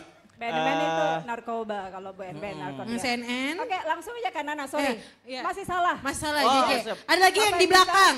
Yang di belakang nomor Berapa 21. Jumlah media di Indonesia ya. Di yang seluruh terverifikasi. Indonesia. Ada? Ya silakan, namanya siapa? Oke, assalamualaikum, terima kasih. Waalaikumsalam. Namanya? Saya Siti Azia Zarsam, perwakilan Oke. dari pemilihan Duta Pemuda Kota Makassar 2025. Jawabannya? Oke, jawabannya. Jawabannya per 2024 Oke. ada sekitar 1.800-an Yang media terverifikasi. Perinciannya apa aja? yang kamu tahu apa aja? Ya seperti yang disebutkan ada CNN, ada Metro TV mungkin. Jangan ada- pakai mungkin. Oke. Oh, Kamu iya. harus yakin. Oke, oke. Yakin, Metro TV ada TVRI. Sebutin 7 deh. Oke, Metro TV. Oke. TVRI, TVRI. Oke, 4 lagi. MNC, Trans Oke. TV, Oke. RCTI, Oke. dan Fajar. Fajar. Ya, Fajar TV termasuk. Fajar TV. Oke. terima Baik, kasih. terima kasih. Silver Queen-nya satu di sebelah sana. Oke. Ya, jangan Silakan lupa. boleh tanggapannya Kak Ingrid. Ya. Oke, benar ada 1.819 media yang terverifikasi di Indonesia per Februari 2024. Itu terdiri dari media digital tuh 989 perusahaan. Kemudian media cetak itu 434 perusahaan. Media televisi ada 376 perusahaan.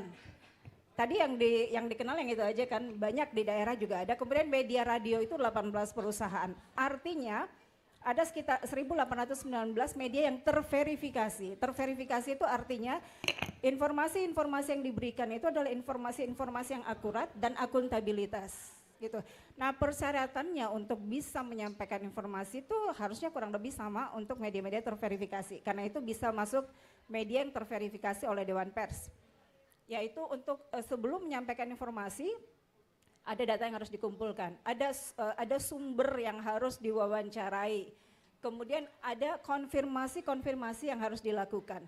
Pengalaman kalau kita di TVRI itu, kita mau memberitakan tentang ada konflik antara si A dan si B. Si A datang kepada media, kan sekarang itu ada hashtag no justice no viral. Jadi daripada ngelapor ke polisi lebih suka ngelapor ke media kan? Ya. Tetapi kalau kita dengar informasi dari satu pihak aja, kalau di kami itu nggak boleh. Harus ada hak jawab kepada pihak lain, harus ada konfirmasi kepada pihak lain agar beritanya berimbang. Nggak boleh di kita tabu menyampaikan informasi hanya dari satu pihak. Jadi harus ada konfirmasi, ada hak jawab. Itu salah satu yang masuk dalam etika jurnalistik. Seperti itu. Kemudian sekarang itu kan lagi mengejar rating. Banyak yang mengejar rating itu pokoknya mau yang pertama menyampaikan informasi. Kadang-kadang udah menyampaikan informasi ternyata nggak seperti itu. Itu nggak boleh. Itu dilarang. Etika jurnalistik nggak boleh. Jadi benar-benar info akurat dulu, terverifikasi, terkonfirmasi baru bisa disampaikan. Saya rasa di medianya Kak Nana juga begitu kan. Jadi begitu harusnya informasi yang diberikan. Tetapi sekarang kita tahu begitu banyak, ini tadi kan media yang terverifikasi. Belum media-media lain. Belum sekarang itu kayaknya netizen pada jadi jurnalis semua deh. Kan? Tiba-tiba ambil gambar, kemudian di-upload, dibikinin narasi. Kadang-kadang narasinya tuh dibikin heboh gitu supaya nambah follower lah dan sebagainya. Seperti itu. Nah, itu adalah hal-hal yang memang jadi tantangan kita saat ini. Jadi kita yang jurnalis-jurnalis yang terverifikasi ini capek-capek gitu melalui berbagai macam cara untuk menyampaikan informasi yang tidak menyesatkan, tetapi lebih banyak lagi jurnalis-jurnalis di luar dalam tanda kutip citizen journalism itu yang ya kan, yang lebih banyak informasinya yang akhirnya bikin kita sulit memilah informasi. Jadi seharusnya informasi itu melalui berbagai persyaratan tadi baru dia bisa masuk atau bisa dipublish ke media. Harusnya seperti itu kan Kak Nana? Nah, jadi Kak Ingrid ini sendiri melihat bagaimana kepercayaan masyarakat yang ada saat ini dalam hal diversifikasi media. Karena saya tadi sempat khawatir JJ menyebutkan hanya tahu 4 dan salah satunya adalah Info Makassar. Jadi bukannya MNC, bukan TVRI, tapi yang pertama disebut adalah siapa tahu yang karena keseringan mereka dalam memegang gadget Kak. Dan saya juga sempat beberapa kali memantau atau melihat ketika mereka mau mencari data, mencari berita yang lagi itu carinya sosial media. Benar. Bukan media mainstream yang kami ya itu memverifikasi terlebih dahulu berita yang kemudian disampaikan. Ini menurut Kak Ingrid sendiri seperti apa? Nah itulah pentingnya literasi media ya, literasi media. Tadi kan kita udah tahu banyak sebenarnya media-media terverifikasi. Jadi tetapi kadang lebih cepat informasi yang beredar lewat media sosial. Bagaimana caranya ya diverifikasi. It's okay terima informasi dari media sosial tapi verifikasi dulu. Verifikasi dulu, jadi begitu baca berita, browsing lagi. Apakah ada media terverifikasi? Digital lah ya, kan sekarang kan lebih banyak orang nonton atau melihat di media digital. Diverifikasi, begitu dibuka kalau kemudian media yang terverifikasi seperti itu kayak kompas.com, detik.com dan itu juga memberitakan berita itu, berarti oke. Akurat tuh, jangan hanya dari media sosial aja. Soalnya sekarang tuh kita kayaknya berada di zaman yang kepakaran dikalahkan oleh influencer yang punya banyak follower, benar? Oke. Sekarang hashtagnya itu sumbernya dari mana? Trust me. Bukan dari data mana, tapi percaya mak saja. Percaya mak saya. Harusnya ditanya balik ya, datanya dari mana. Mbak Kanana boleh satu pertanyaan lagi enggak? Tahu enggak?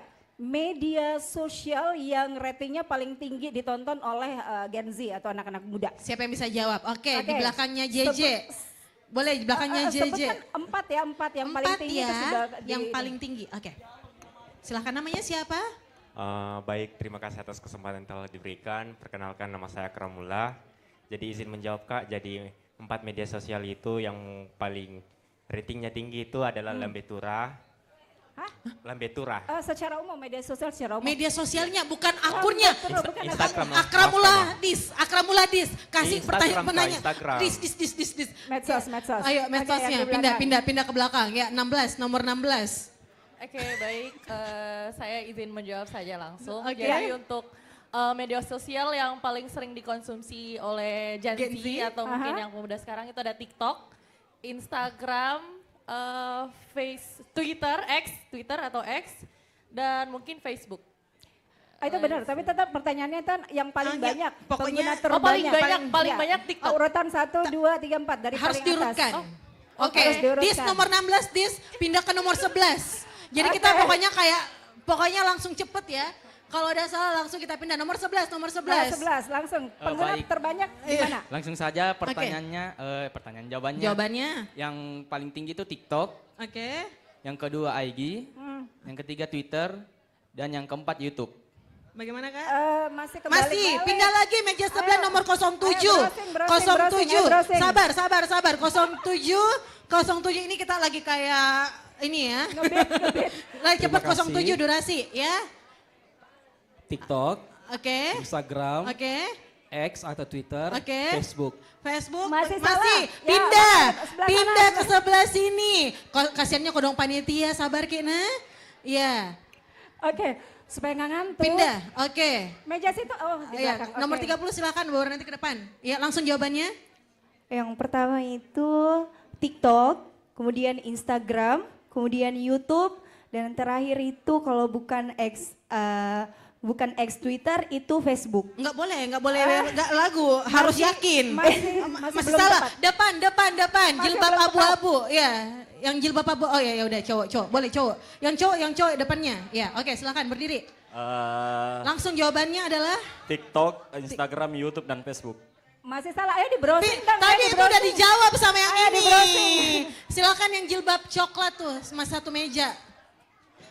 Browsing bisa padahal. JJ Ayo, udah. browsing. JJ. TikTok, Instagram, YouTube, dan Kalau bilang Facebook, Twitter. Masih salah. Masih loh. salah. Yang lebih Jilbab benar, abu-abu. WhatsApp. Tunggu dulu. Ini dari KNPI ya. Kak, tunggu bentar. Kak, dari KNPI Kak, please. Kak Ilham malu entar. Maju sini Kak. Kak, udah langsung sini Kak. Kak dari KNPI Kak. Nah, Ayo, Kak. Harus berdasarkan data ya. Kak Ilham. Ayo, boleh langsung Kak, langsung durasi. Dikasih mak kode Kak, kurang dari 30 menit waktu tak di sini. Ya, Baik, jawabannya. Kak. Terima kasih atas kesempatannya. Kalau nggak Jawabannya? salah, pertama itu WhatsApp, Instagram, dan YouTube, Satu Facebook. lagi. Salah. Masih salah ya. Ayo, browsing. Kak. Ayo browsing dong. Sini Kak, yang ini. Maju Kak, maju. Maju Kak, maju Kak. Kak, Google. Googling dong. Kak, saya turun ya izinnya, agak gemes nih. Ayo silakan Kak, sebelah sini. Boleh sebelah sini Kak? Boleh. Moderator sampai turun panggung ini Kak ya. Kak, habis ini kalau nggak ada udah ya Kak ya, buat MC oke, terakhir. oke. Ini kalau salah berarti datanya yang salah ya. Oke, coba. Ini Jangan nyalahin orang dong. Ini yang Jawaban. pertama ada YouTube, yang kedua ada WhatsApp, yang ketiga ada Instagram, yang terakhir ada TikTok. Bagaimana Kak? Ya boleh lah YouTube. Yeay, ya udah. Oke udah. Kasihan moderatornya soalnya. Oke boleh Durasi lah. Kak, durasi. Durasi. Oke. Sabar ya, yang lainnya Udah sabar udah ya. Jadi YouTube tuh 143 juta yang mengaksesnya. Kemudian yang kedua tuh Facebook loh. Wow, Gen Z Facebook masih 122 pakai juta. Gen Z masih pakai Facebook Kak. Di luar Gen Z. Jadi kan yang mengakses medsos nggak cuma Gen Z kan. Oke. Kemudian TikTok, ya TikTok 108 Oke. juta dan IG 103 juta. Pertanyaanku Akramullah, lambe turah dari mana? Kamu penging... Masya Allah, oke Kak Ingrid. Penutupnya Kak dari... Aman Kak. Penutupnya dari media ini sendiri Kak yang diharapkan untuk bisa menjadi jembatannya anak muda dan juga pemerintah. Oke. Yang jelas media itu kan fungsinya menyebarkan informasi. Oke. Kalau kita demo-demo di DPR, DPRD itu yang menemui kita berapa orang sih? 2, 3, 4, 5 orang kan? Yang lainnya tahu ada demo dan tuntutan dari mana? Ya dari informasi. Jadi kita punya penyebaran informasi supaya diketahui oleh para pemangku kebijakan yang menjadi tujuan atau sasaran kita. Kemudian juga kita itu kan pengawas pemerintah kan. no viral, no justice. Ada kebijakan-kebijakan pemerintah yang kemudian ternyata tidak sejalan dengan janji-janji, dengan kampanye-kampanye. Itu media itu adalah salah satu, adalah cara untuk mengkomunikasikan atau mengawasi pemerintah. Kan ketika kita berulang-ulang menginformasikan itu, biasanya ada kebijakan berubah, kayak begitu kan. Kemudian kayak kemarin demo-demo itu, ya jadi itu berpengaruh juga. Itu cara. Kemudian media kan membuka ruang diskusi untuk publik, entah melalui media medsos, apalagi kan medsos itu, televisi, radio kan kita sering juga adakan dialog-dialog kan, menghadirkan akademisi, narasumber, menghadirkan masyarakat, wakil masyarakat, dan menghadirkan para pengambil kebijakan. Itulah beberapa cara media untuk menjembatani komunikasi antara masyarakat dan dengan pemerintah. Oke, baik, terima kasih. Tepuk tangan dulu dong untuk Kak Ingrid. Nah, selanjutnya kita akan beralih ke akademisi kita. Beliau merupakan seorang dosen tata ruang kota ya Kak ya. Dan di sini dari kacamata akademisi, melihat pemuda kita saat ini dulu Kak. Saya mau lihat dulu dari kacamata akademisi kita, melihat pemuda yang ada saat ini Kak. Oke, baik. Jadi saya langsung juga ya, kenapa PWK atau Perencanaan Wilayah dan Kota ini menempatkan klasemen komposisi penduduk pemuda itu menjadi penting. Karena mereka inilah yang dianggap memiliki angka harapan hidup dan tentu dengan keperluan-keperluannya. Jadi misalkan seperti ini, lingkungan kota Makassar kita ini kan sekarang sudah berorientasi kepada pemuda. Tadi ada permintaan MCH, ada permintaan inkubator. Itu kan harus kita akomodir di tata ruang. Dulu orang tua kita tuh melihat tata ruang bukan sebagai hal yang krusial. Itulah kenapa 38 ibu kota provinsi di Indonesia ini tidak ada yang beres. Betul? Indikatornya apa? Tidak ada ibu kota yang tidak banjir. Satu. Yang kedua, tidak ada ibu kota yang sejuk. Bandung hari ini sudah mulai mengalami kenaikan suhu. Kenapa? Perubahan iklim, penurunan ruang terbuka hijau. Nah, Makassar dalam 10 tahun itu hanya kenaikannya 3%. Dari 9% menjadi 11% ruang terbuka hijau. Apa perannya pemuda? Tuntutannya mereka itu harus dipenuhi. Kalau tidak ada tuntutan dari pemuda, pemerintah kota tidak akan mengerti maunya apa ini anak muda. Jadi ya sudah, pemerintah pasti akan berorientasi kepada fokus investasi, pasar, mall, gedung-gedung tinggi. Jadi ya sudah, anak-anak muda kita ini suka dengan mall. Anak-anak muda kita ini senang dengan ngata-ngata di Petarani. Iya toh? Ngata-ngata itu ya, standing-standing itu Bu.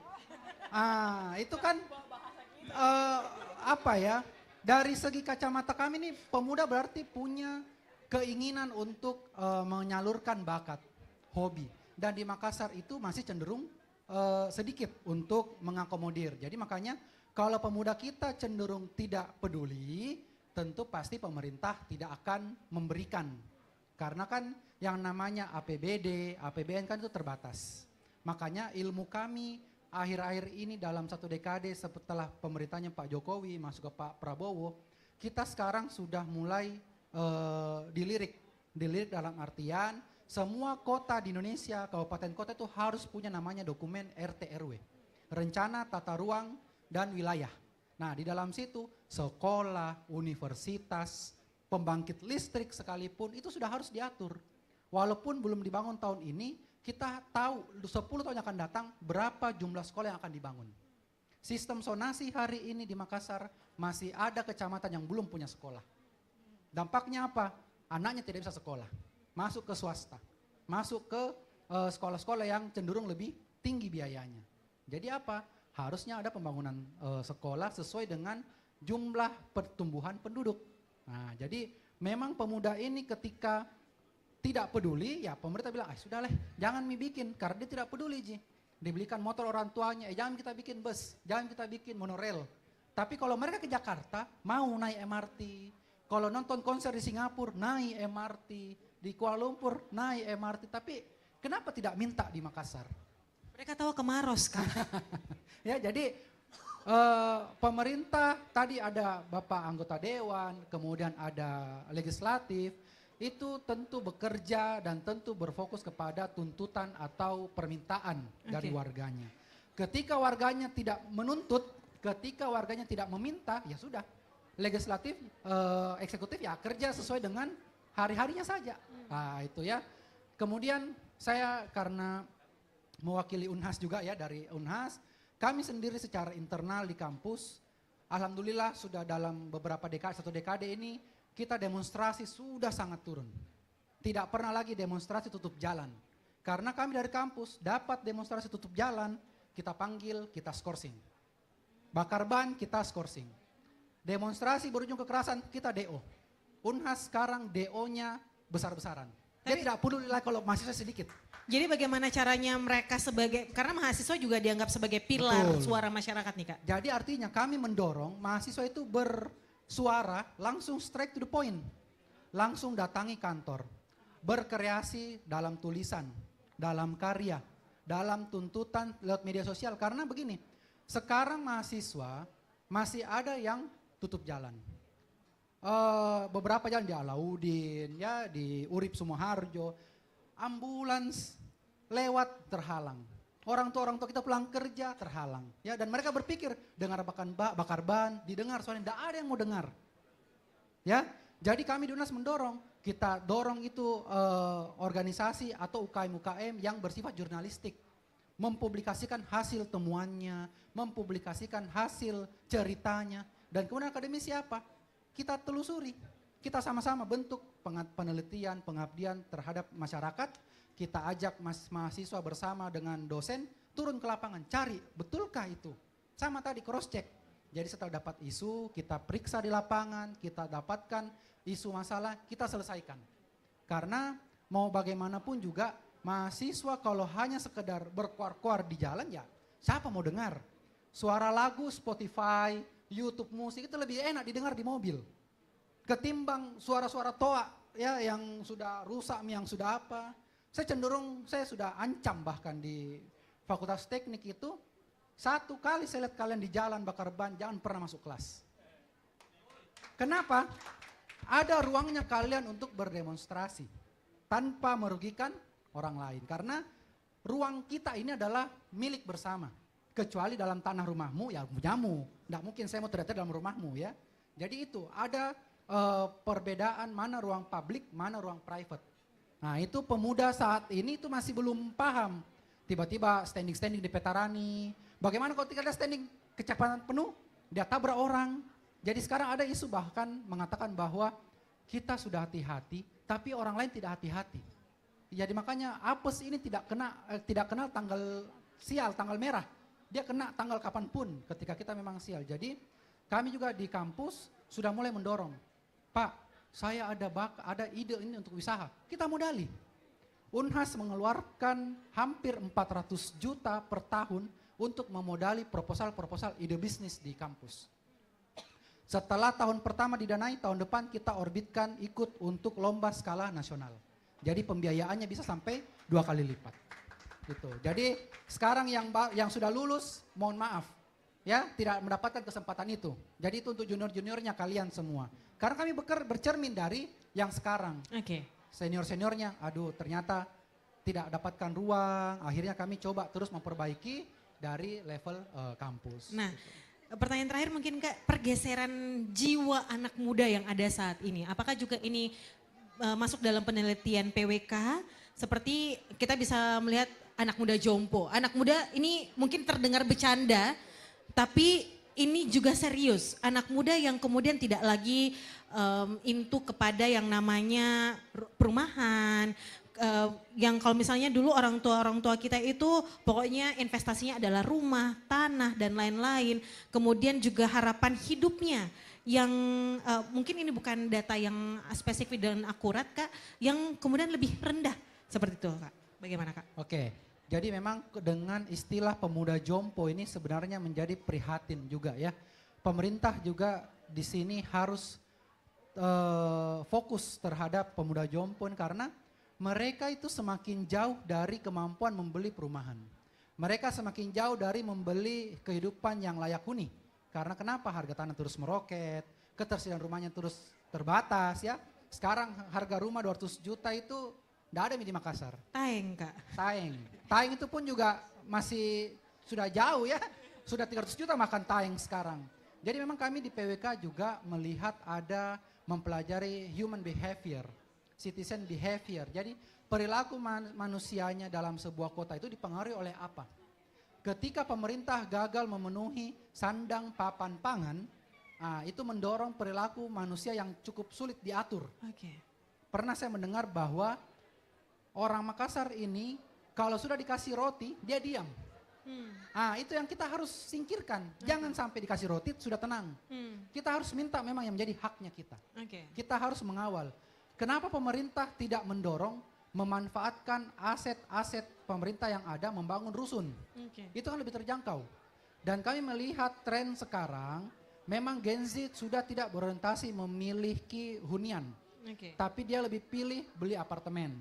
Kontrak. Kenapa dia kontrak? 5 tahun dia bosan di situ, dia pindah. Karena itu tadi mungkin dia influencer, dia butuh suasana baru pindah. Nanti pindah lagi. Di negara-negara maju sudah ada. Jadi pemilikan rusun itu bukan menjadi syarat panai, syarat dibilang sukses, punya rumah, bukan lagi.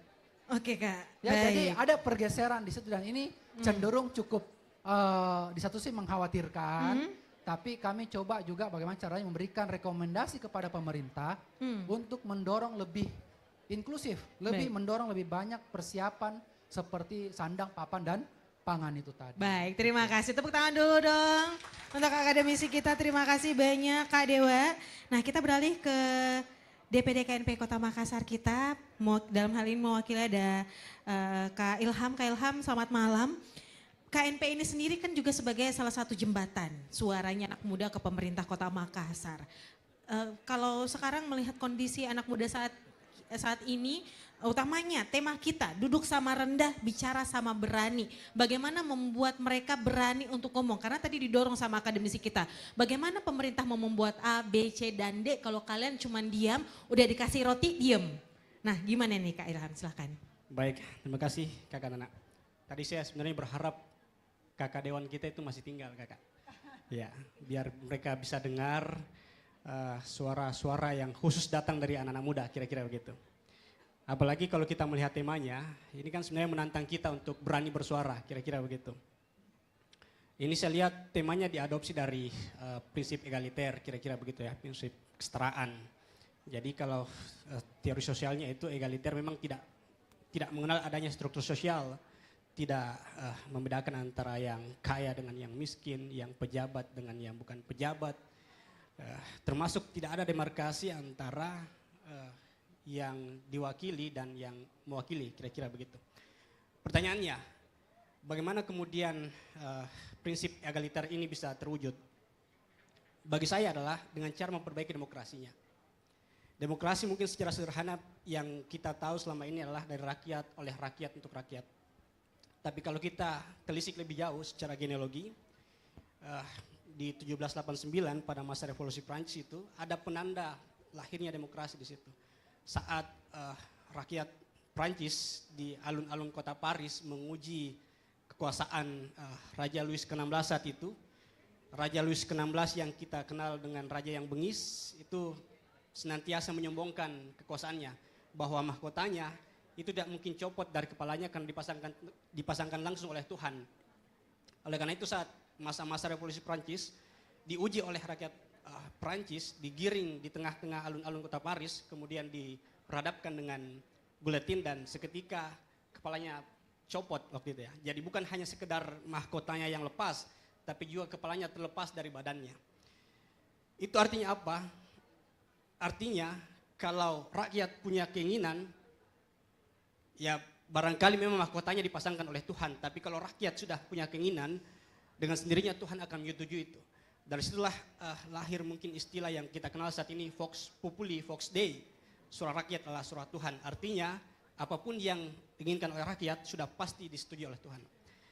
Tapi pertanyaannya adalah, apakah Vox Populi, Vox Dei ini masih relevan dengan kondisi saat ini, dengan kondisi demokrasi kita hari ini? Yang ada adalah Vox Populi, Vox Doe, kira-kira begitu ya. Tidak mungkin, saya rasa tidak mungkin suara Tuhan itu bisa diperjualbelikan. Faktanya adalah di proses demokrasi kita itu suara rakyat malah diperjualbelikan. Ya kira-kira begitu. Nah, kekhawatiran kita adalah demokrasi kita hari ini adalah demokrasi yang dikhawatirkan oleh katakanlah Sokrates. Sokrates itu menyebut negara, mengibaratkan negara sebagai sebuah kapal yang mesti dinahkodai oleh orang yang punya pengalaman navigasi yang baik. Nah, demokrasi tidak melahirkan itu. Bahkan Aristoteles lebih parah lagi bahwa demokrasi itu tidak cocok diadopsi oleh negara-negara yang masyarakatnya bodoh. Masyarakat yang bodoh itu salah satunya ditandai oleh suaranya masih bisa diperjualbelikan, kira-kira begitu. Oleh karena itu saya menantang teman-teman anak-anak muda bahwa kalau mungkin kemarin-kemarin kita masih sering dengarkan atau bahkan terlibat dalam praktek ambil uangnya jangan pilih orangnya, besok-besok jam kayak begitu. Kalau ada kemudian calon-calon apapun itu yang menawarkan uang, pastikan bahwa dia tidak akan membawa maslahat bagi masyarakat banyak, kira-kira begitu kakak. Jadi itu menjadi tantangan saya buat teman-teman bahwa ke depan soal politik uang, money politik itu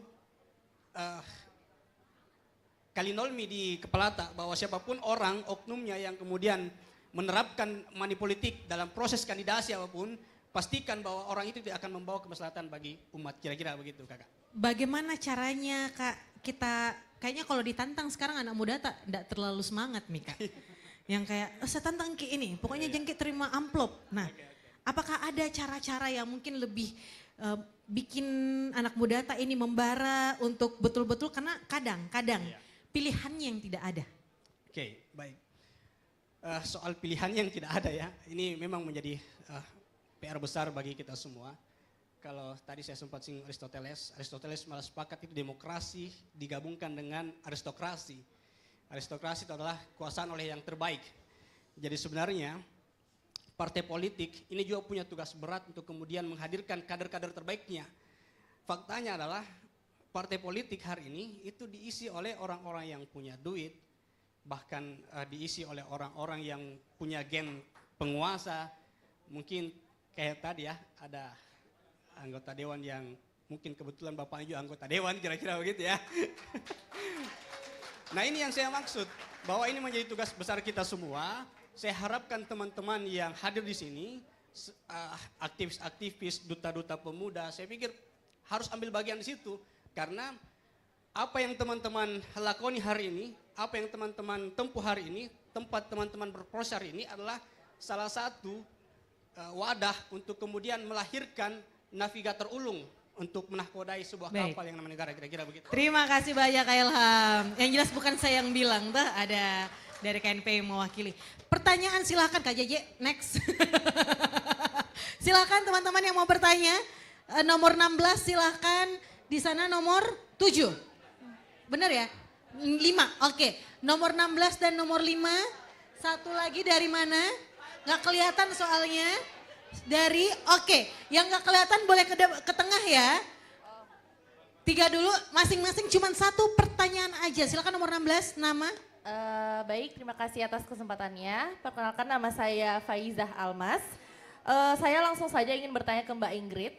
Izin Mbak, saya ingin mau nanya, kita kan perlu mengikuti perkembangan zaman nih. Ya. Nah, berkaitan dengan penyiaran terhadap TV, radio, sekarang kan orang-orang sudah beralih ke media sosial. Ya. Nah, ini mungkin kayak 2 pertanyaan, tapi mungkin pertanyaan iya atau tidak. Aja. Oke. Apakah menurut Mbak, apakah ada perkiraan bahwa TV dan radio itu bakal mati dan semua orang beralih ke media sosial untuk kedepannya, tahun-tahun kedepannya? Dan sudah apakah, 1 aja. Ini cuma menanya soal regulasi dan menurut Mbak kira-kira bagaimana? Regulasi dari? Kalau misal terjadi hal tersebut. Media ini mainstream mati gitu ya. Oke, terima kasih Faiza. Oke, selanjutnya nomor 5 silahkan. Dan siap-siap penanya kita dari sini boleh agak bergeser ke tengah. Oke, nomor 5 boleh ke tengah, terima kasih banyak. Oke, baik. Assalamualaikum warahmatullahi wabarakatuh. Waalaikumsalam. Sebelumnya saya Muhammad Tansir Haris, finalis Duta Pemuda Kota Makassar. Panggilannya? Tahun 2025. Panggilannya? Dipanggil Tansir. Tansir, oke. dari Kecamatan Talo. Oke, baik, terima kasih juga kepada... Langsung? Langsung saja. Oke, kebijakan apa yang harus diambil oleh pemerintah terhadap pemuda dan kota Makassar, khususnya berada di Kecamatan Talo, yang dimana di Kecamatan Talo itu banyak pemuda atau anak-anak, bahkan orang tua pemulung. Dan harga per kilonya, 1 kilo sampah plastik itu hanya 1.000 sampai 7.000. Harapannya? Nah, harapan saya semoga ini ada kebijakan yang dimana anak-anak pemulung tersebut meningkatnya harga sampah plastik tersebut. Karena seperti yang kita ketahui, TPA yang ada di Anteng itu semakin meningkat. Yang dimana juga anak-anak pemulung sebenarnya mereka lebih bekerja keras untuk lingkungan daripada orang-orang yang lain. Tapi sayangnya gaji mereka lebih sedikit. Apakah semuanya jadi pemulung? Untuk khususnya di Kecamatan Talo itu banyak anak-anak. Banyak ya? Ya, karena saya juga sudah wawancara turun langsung ke lapangan. Oke, terima kasih Tansir. Selanjutnya silakan pertanyaan terakhir.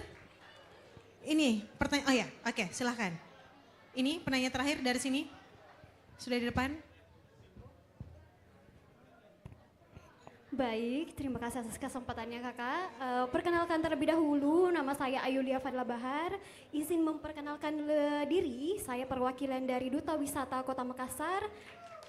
Dan saya juga ada menyinggung tentang aktivis, saya salah satu orang yang aktif sebagai aktivis. Saya juga aktif sebagai badan eksekutif mahasiswa dalam bidang pemberdayaan perempuan dan perlindungan mahasiswa. Pertanyaannya langsung? Nah, langsung pertanyaannya berdasarkan riset yang telah saya temui, tadi dari Pak Kabit telah menjelaskan pemuda itu terdapat lebih dari 1.800 yang telah ada di Kota Makassar, dan saya menyinggung tentang perempuan dan pihak-pihak yang disabilitasnya yang kekurangan tentang lapangan pekerjaan atau objek-objek yang diterjunkan langsung tentang perempuan atau pihak-pihak yang disabilitas. Terdapat 1.886 perempuan yang masih kurang terbilang turun di bidang pariwisata ataupun pemuda yang event-event ataupun pemuda di Kota Makassar yang masih kurang dijunjung tinggi oleh masyarakat atau pemerintah. Nah, kalau misalnya dalam bidang disabilitasnya itu masih kurang 1.300 yang masih kurang dijangkau, bahkan belum terdata oleh pemerintah. Menurut kakak, terserah siapapun yang ingin menjawab, bagaimana tanggapannya? Tapi tidak ada pemerintah dari sini? Mungkin bisa sebagai KNPI bidang pemuda yang bisa menyuluhkan kepada kami, pemuda-pemudi Kota Makassar. Oke, baik.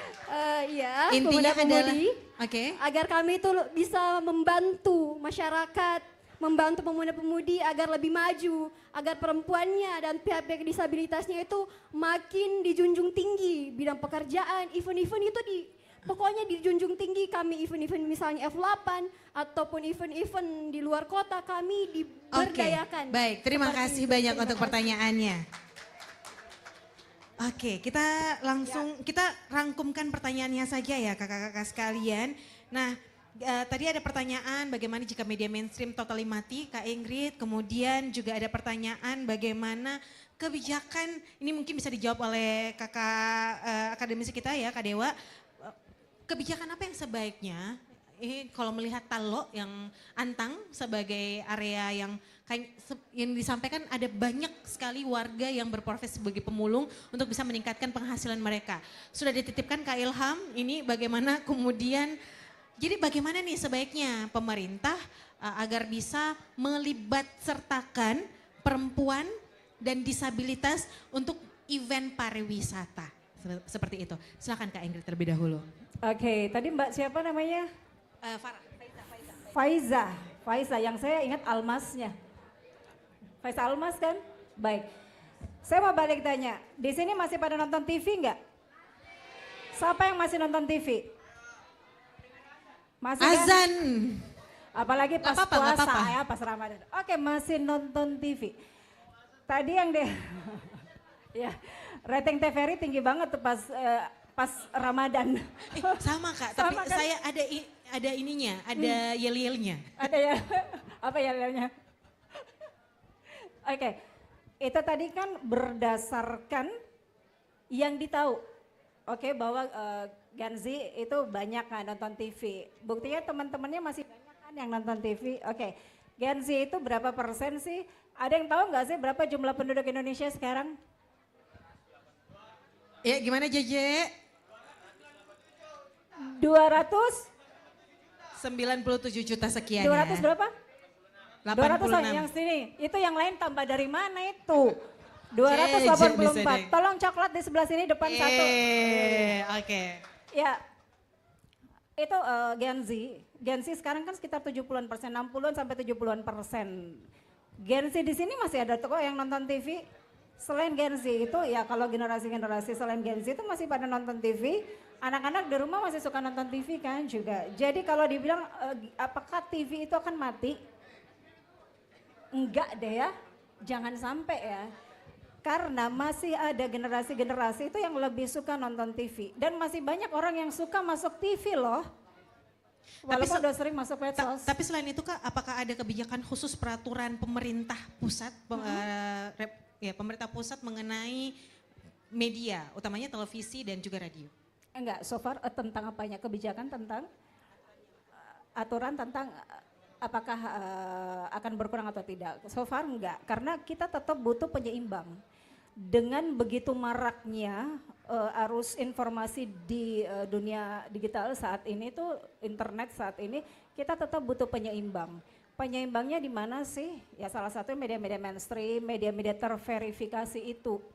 Kita tetap butuh penyeimbang, jadi kalau sampai nanti nggak ada televisi, kalau radio jumlah radio berkurang ya. Jumlah radio berkurang, nggak ada televisi, nggak ada media-media digital. Kan media digital yang sekarang juga sebenarnya media digitalnya dari televisi juga kan. Artinya dari perusahaan-perusahaan yang kayak TVRI juga punya, kemudian kan iNews juga punya kan, kemudian Kompas TV. Betul. Itu TV-TV itu kan mereka juga punya media digital dan mereka punya media mainstream.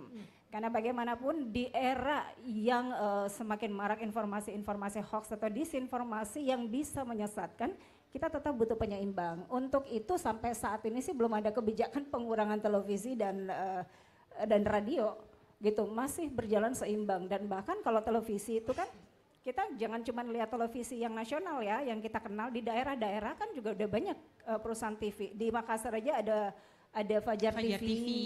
Kemudian ada yang punyanya ini, Celebes sudah nggak ada. Iya. Celebes Udah nggak ada nggak lagi. ada. Oke. Tapi Fajar TV masih ada. Kemudian masih ada kan yang daerah juga. Itu masih ada kok. Jadi belum ada, sejauh ini belum ada kebijakan kayaknya untuk mengurangi televisi, karena tetap kita butuh penyeimbang di era yang kita sulit memilah informasi. Sekarang dari kitanya aja nih, bagaimana sebagai anak-anak muda itu menjadi generasi melek literasi media itu, supaya kita juga nggak ikut-ikutan memberikan informasi-informasi atau menyebarkan informasi-informasi hoax itu. Caranya bagaimana? Carilah informasi pembanding dari informasi yang terverifikasi. Salah satunya so far masih di media televisi. mainstream itu. Oke, baik, terima kasih Kak. Silahkan Kak Dewa. Ya, baik. Jadi tadi ada yang menyinggung masalah kebijakan. Saya lihat contekan ini ya, karena saya belum hafal. Peraturan Daerah Kota Makassar nomor 7 tahun 2024 tentang RT/RW 2024-2043. Jadi teman-teman kan ini perwakilan dari hampir seluruh kecamatan, ya. Dan saya rasa dari seluruh kecamatan ini silahkan dalami dokumen tersebut. Kenapa saya bilang dalami dokumen tersebut? Yang pertama, dokumen itu bersifat publik dan open access. Yang kedua, di situ tertulis apa yang akan dibangun, apa yang akan direncanakan di Kota Makassar sampai tahun 2043. Kita bicara Tallo. Manggala itu menghadapi, dan Makassar secara umum menghadapi masalah krisis sampah. Krisis sampah ini tentu menjadi bukan cuma masalah Makassar, masalahnya orang Goa, Takalar, Maros ya, Maminasata, bahkan Sulawesi Selatan. Dengan adanya teman-teman mampu membedah dokumen-dokumen kebijakan pemerintah dengan mengetahui apa sebenarnya pemerintah mau kerja, teman-teman bisa menjadi agent of change untuk mendorong pemberdayaan masyarakat itu tadi. Makassar ini punya 5-6 kampus besar, baik perguruan tinggi maupun perguruan tinggi swasta. Mereka punya anggaran pengabdian kepada masyarakat. Ada berapa besar perusahaan di sini, baik developer, ya, perusahaan-perusahaan orang tua kita ini yang sudah nasional, punya CSR. Teman-teman di sini bisa memberdayakan masyarakat dengan mengusulkan berbagai macam kegiatan dengan pendanaan dari mereka-mereka. Jadi jangan menganggap bahwa Dede anak-anak banyaknya pemulung, banyaknya ambil-ambil sampah, ya. Dengan kalian melihat kasus seperti itu, teman-teman bisa dan punya peluang. Nah, saya rasa juga dari Dinas Pemuda Olahraga, Dinas Kesehatan, Dinas Koperasi, Dinas Pariwisata, bahkan MCH sendiri itu sudah mengeluarkan atau sering melakukan pelatihan yang sifatnya skill. Teman-teman ikut. Kalian sebagai forum Duta Pemuda, seandainya zamanku ini ada, saya mungkin ikut. Zamanku enggak ada. Zaman kapan itu, Kak? Dekade kemarin ya, sebelum COVID, dekade kemarin saja ya. Kami dulu cuma kenal forum ketua OSIS. Nah itu dan itu pun terbatas di komunitas ketua OSIS saja, tidak secara kecamatan atau keseluruhannya, hanya di sifatnya sekolah antar sekolah. Kemudian saya ketua OSIS SMA 2 dulu, cuman antar ketua OSIS saja. Berarti dapat ke dokter sekolah, ya, dokter kan cilik. Sekarang ada forumnya, ada kecamatan, enak komunikasi, bisa kolaborasi. Jadi saya mendorong teman-teman, kan tadi sudah di-challenge ya, banyak challenging ini sekarang ya. Jadi saya juga ikut men-challenge teman-teman. Jadi teman-teman silahkan, teman-teman buka dokumen-dokumen kebijakan yang pemerintah telah atur dan disahkan. Tadi 2 anggota dewan ini telah mengesahkan dokumen tersebut. Gunakan, baca, gunakan, dan terapkan. Jangan cuma jadi sekedar produknya saja pemerintah asik revisi, belum selesai revisi lagi. Anggaran. Ah itu, sebenarnya saya senang kalau ada revisi. Kenapa? Saya ikut kerja. Tapi kan kita mau ini implementasi. Baik. Kita mau ini terjadi. Baik, gitu ya. terima kasih Jadi, Kak. silahkan. Oke, Gitu, Kak Dewa terima kasih. Silahkan Kak Ilham. Baik, makasih Kak Gadana. Sebelum ke siapa tadi? Ayu ya. Iya. Saya mau ke Faiza atau ke sedikit Tansir? ke Tansil tadi. Tansir silahkan Kak. Soal pemulung ya. Betul. Kebijakan apa ini Kak baiknya? Saya bukan lebih ke kebijakannya ini. Tadi harapannya si Tansil ini supaya harga dari hasil memulung itu bisa naik supaya anak-anak di sana semangat untuk memulung. Saya pikir ada cara berpikir yang mesti kita benahi. Harusnya yang kita pikirkan adalah bagaimana anak-anak di sana untuk berhenti memulung, kira-kira begitu. Jadi itu yang mesti kita pikirkan, Saudara Tansil ya. Yang kedua, tadi dari Ayu ini duta wisata. Duta wisata. Duta wisata ini di bawah namanya Dispora atau? Pariwisata Kak. Dinas Pariwisata. Oh kalau di bawah namanya Dinas Pariwisata, justru Ayu lebih dekat dengan yang punya gawe untuk membuat kebijakan itu soal pelibatan perempuan dalam dunia pariwisata, kira-kira begitu ya. Soal pemberdayaan tadi, pemberdayaan perempuan itu kan kalau di politik mungkin di pemerintahan ada 30% minimal ya. Kalau di dunia pariwistaan mungkin saya tidak tahu persis apakah ada kuota atau tidak, tapi sejauh yang saya lihat di dunia pariwisata itu memang justru malah saya lebih sering ketemu dengan perempuan-perempuan ketimbang laki-laki, kira-kira begitu ya. Makanya saya pikir porsinya untuk perempuan saya pikir sudah lebih banyak, kira-kira mungkin saya yang kurang update ya. Nah tadi dibahas soal, karena tadi dititik beratkan ke teman-teman KNPI. Di KNPI ini soal pemberdayaan perempuannya ya, saya pikir Dan disabilitasnya seperti apa Kak di KNPI? Kalau di disabilitas kemarin ada lomba soal, enggak ada ya, tidak sempat kita bikin di Porseni, kami tidak sempat ikutkan lomba soal disabilitas ya. Tentu ini kami akan coba merumuskan soal pemberdayaan perempuan dan kaum disabilitas terkait dengan bagaimana pelibatan kaum minoritas mungkin dalam hal pengembangan kota, kira-kira begitu. Baik, terima kasih. Boleh kita berikan tepuk tangan yang meriah sekali lagi untuk para narasumber kita, Kak Ilham, Kak Dewa, dan juga Kak Ingrid. Terima kasih banyak atas waktunya.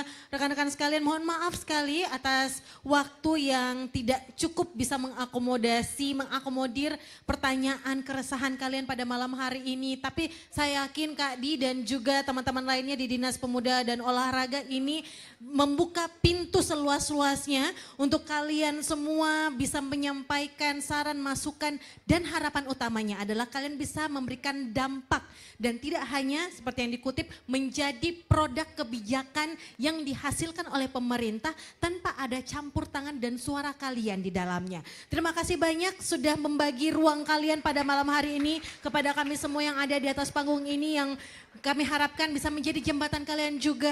Gunakan media sosial yang kalian miliki untuk bersuara. Jadi kalau kalian tidak tahu harus bersuara kemana, gunakan media sosial yang kalian miliki. Saya Nana Jamal, pamit undur diri. Wassalamualaikum warahmatullahi wabarakatuh. Selamat malam dan tepuk tangan sekali lagi untuk ketiga narasumber kita. Kami mohon kesediaannya untuk dapat berfoto bersama terlebih dahulu. Silahkan kakak-kakak sekalian untuk bisa berfoto bersama terlebih dahulu. Terima kasih banyak dan setelah ini tentunya, waduh, bangga sekali saya berada di samping Kak Ingrid.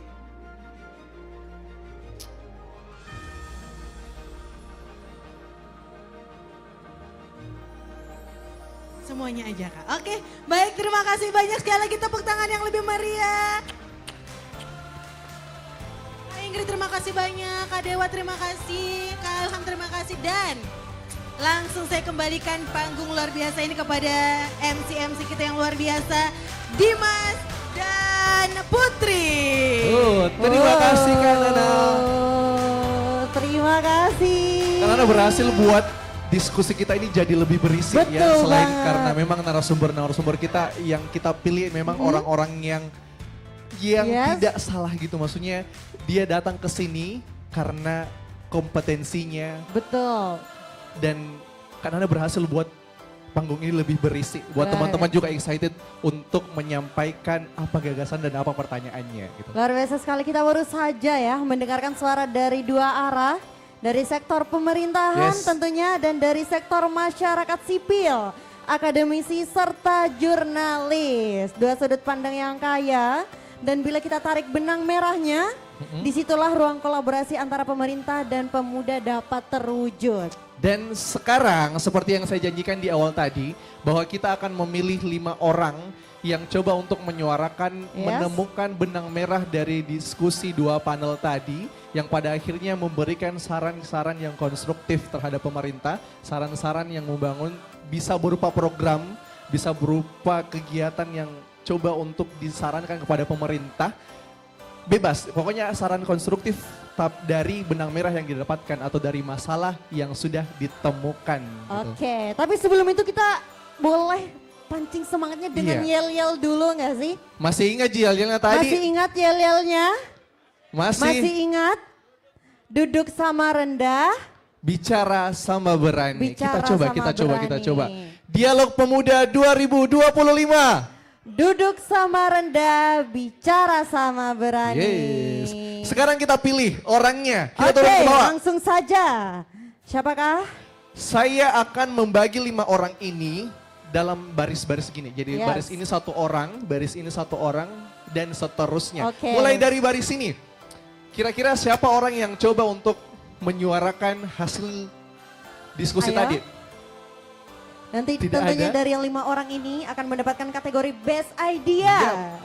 Ya, untuk menemukan Best Idea ini kita akan menemukan orang-orang yang coba menyuarakan. Dari baris ini, bisa angkat tangan? Dari sini ada yang mau? Dalam hitungan 10, kalau tidak ada kita yang kasih berani kuota ke memberikan sebelahnya. saran, mungkin boleh ya. Ada. Dari 2 panel diskusi kita tadi menyimpulkan. Ayo. Ada. Oke, belum 5, ada. 4, 3, 2. Ayo. Ada? 1. Oke. Silakan Bisa maju ke atas, bisa maju ke depan. Kita lanjut di baris yang kedua. Kita lanjut ke baris yang sini. Di sini udah kelihatan ini. Ayo, ada yang sini?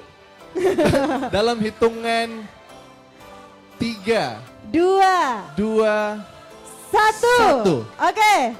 Oh, ada 2 orang, KJJ lagi. Ada 2 orang ini, ada 2 orang.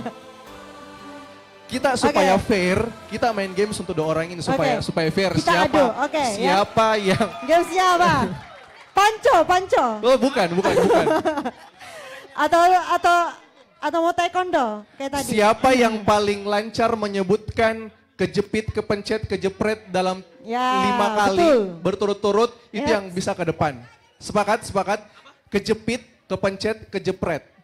Oke? Kejepit, kepencet, kejepret. 5 kali Kejepit, secara lancar. Kepencet, kejepret. Oke, kita mulai dari KJJ dulu, silakan. Loh. Oh. Push, udah. 3, 2, 1. Oke, kalah. Loh, yang kalah itu yang duluan. Ulang. Oke. Ya, silakan. 3, 2, 1, go. Kejepit, 3 kali kesempatan. Kejepit, kepencet, kejepret. 3, 2, 1, go. kejepit, kepencet, kejepret. 1 kali lagi kesempatannya. 3, 2, 1, go. Kejepit, kepencet, kejepret, Terima kasih. Kita coba, dia sudah gagal. Kamu punya peluang yang besar untuk bisa mewakili barisan sini. Kejepit, kepencet, kejepret. Sabar Ki. Mana-mana dukungannya untuk finalis Duta Pemuda. Oke, kita banyak gayanya baru salah kok, Ai. 3, 2, 1, go. Kejepit, kepencet, kejepret. Ulang lagi, 1 kesempatan hangus. Kejepit, kepencet, kejepret.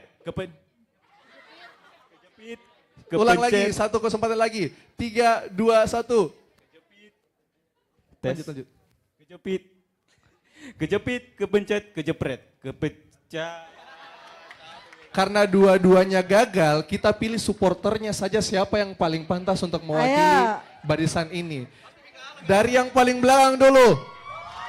Yang mana? Aduh, Oke. ada 10.000 orang. Dari depan lagi. Oke, kelihatan Widi, kelihatan nih. Berarti yang mewakili.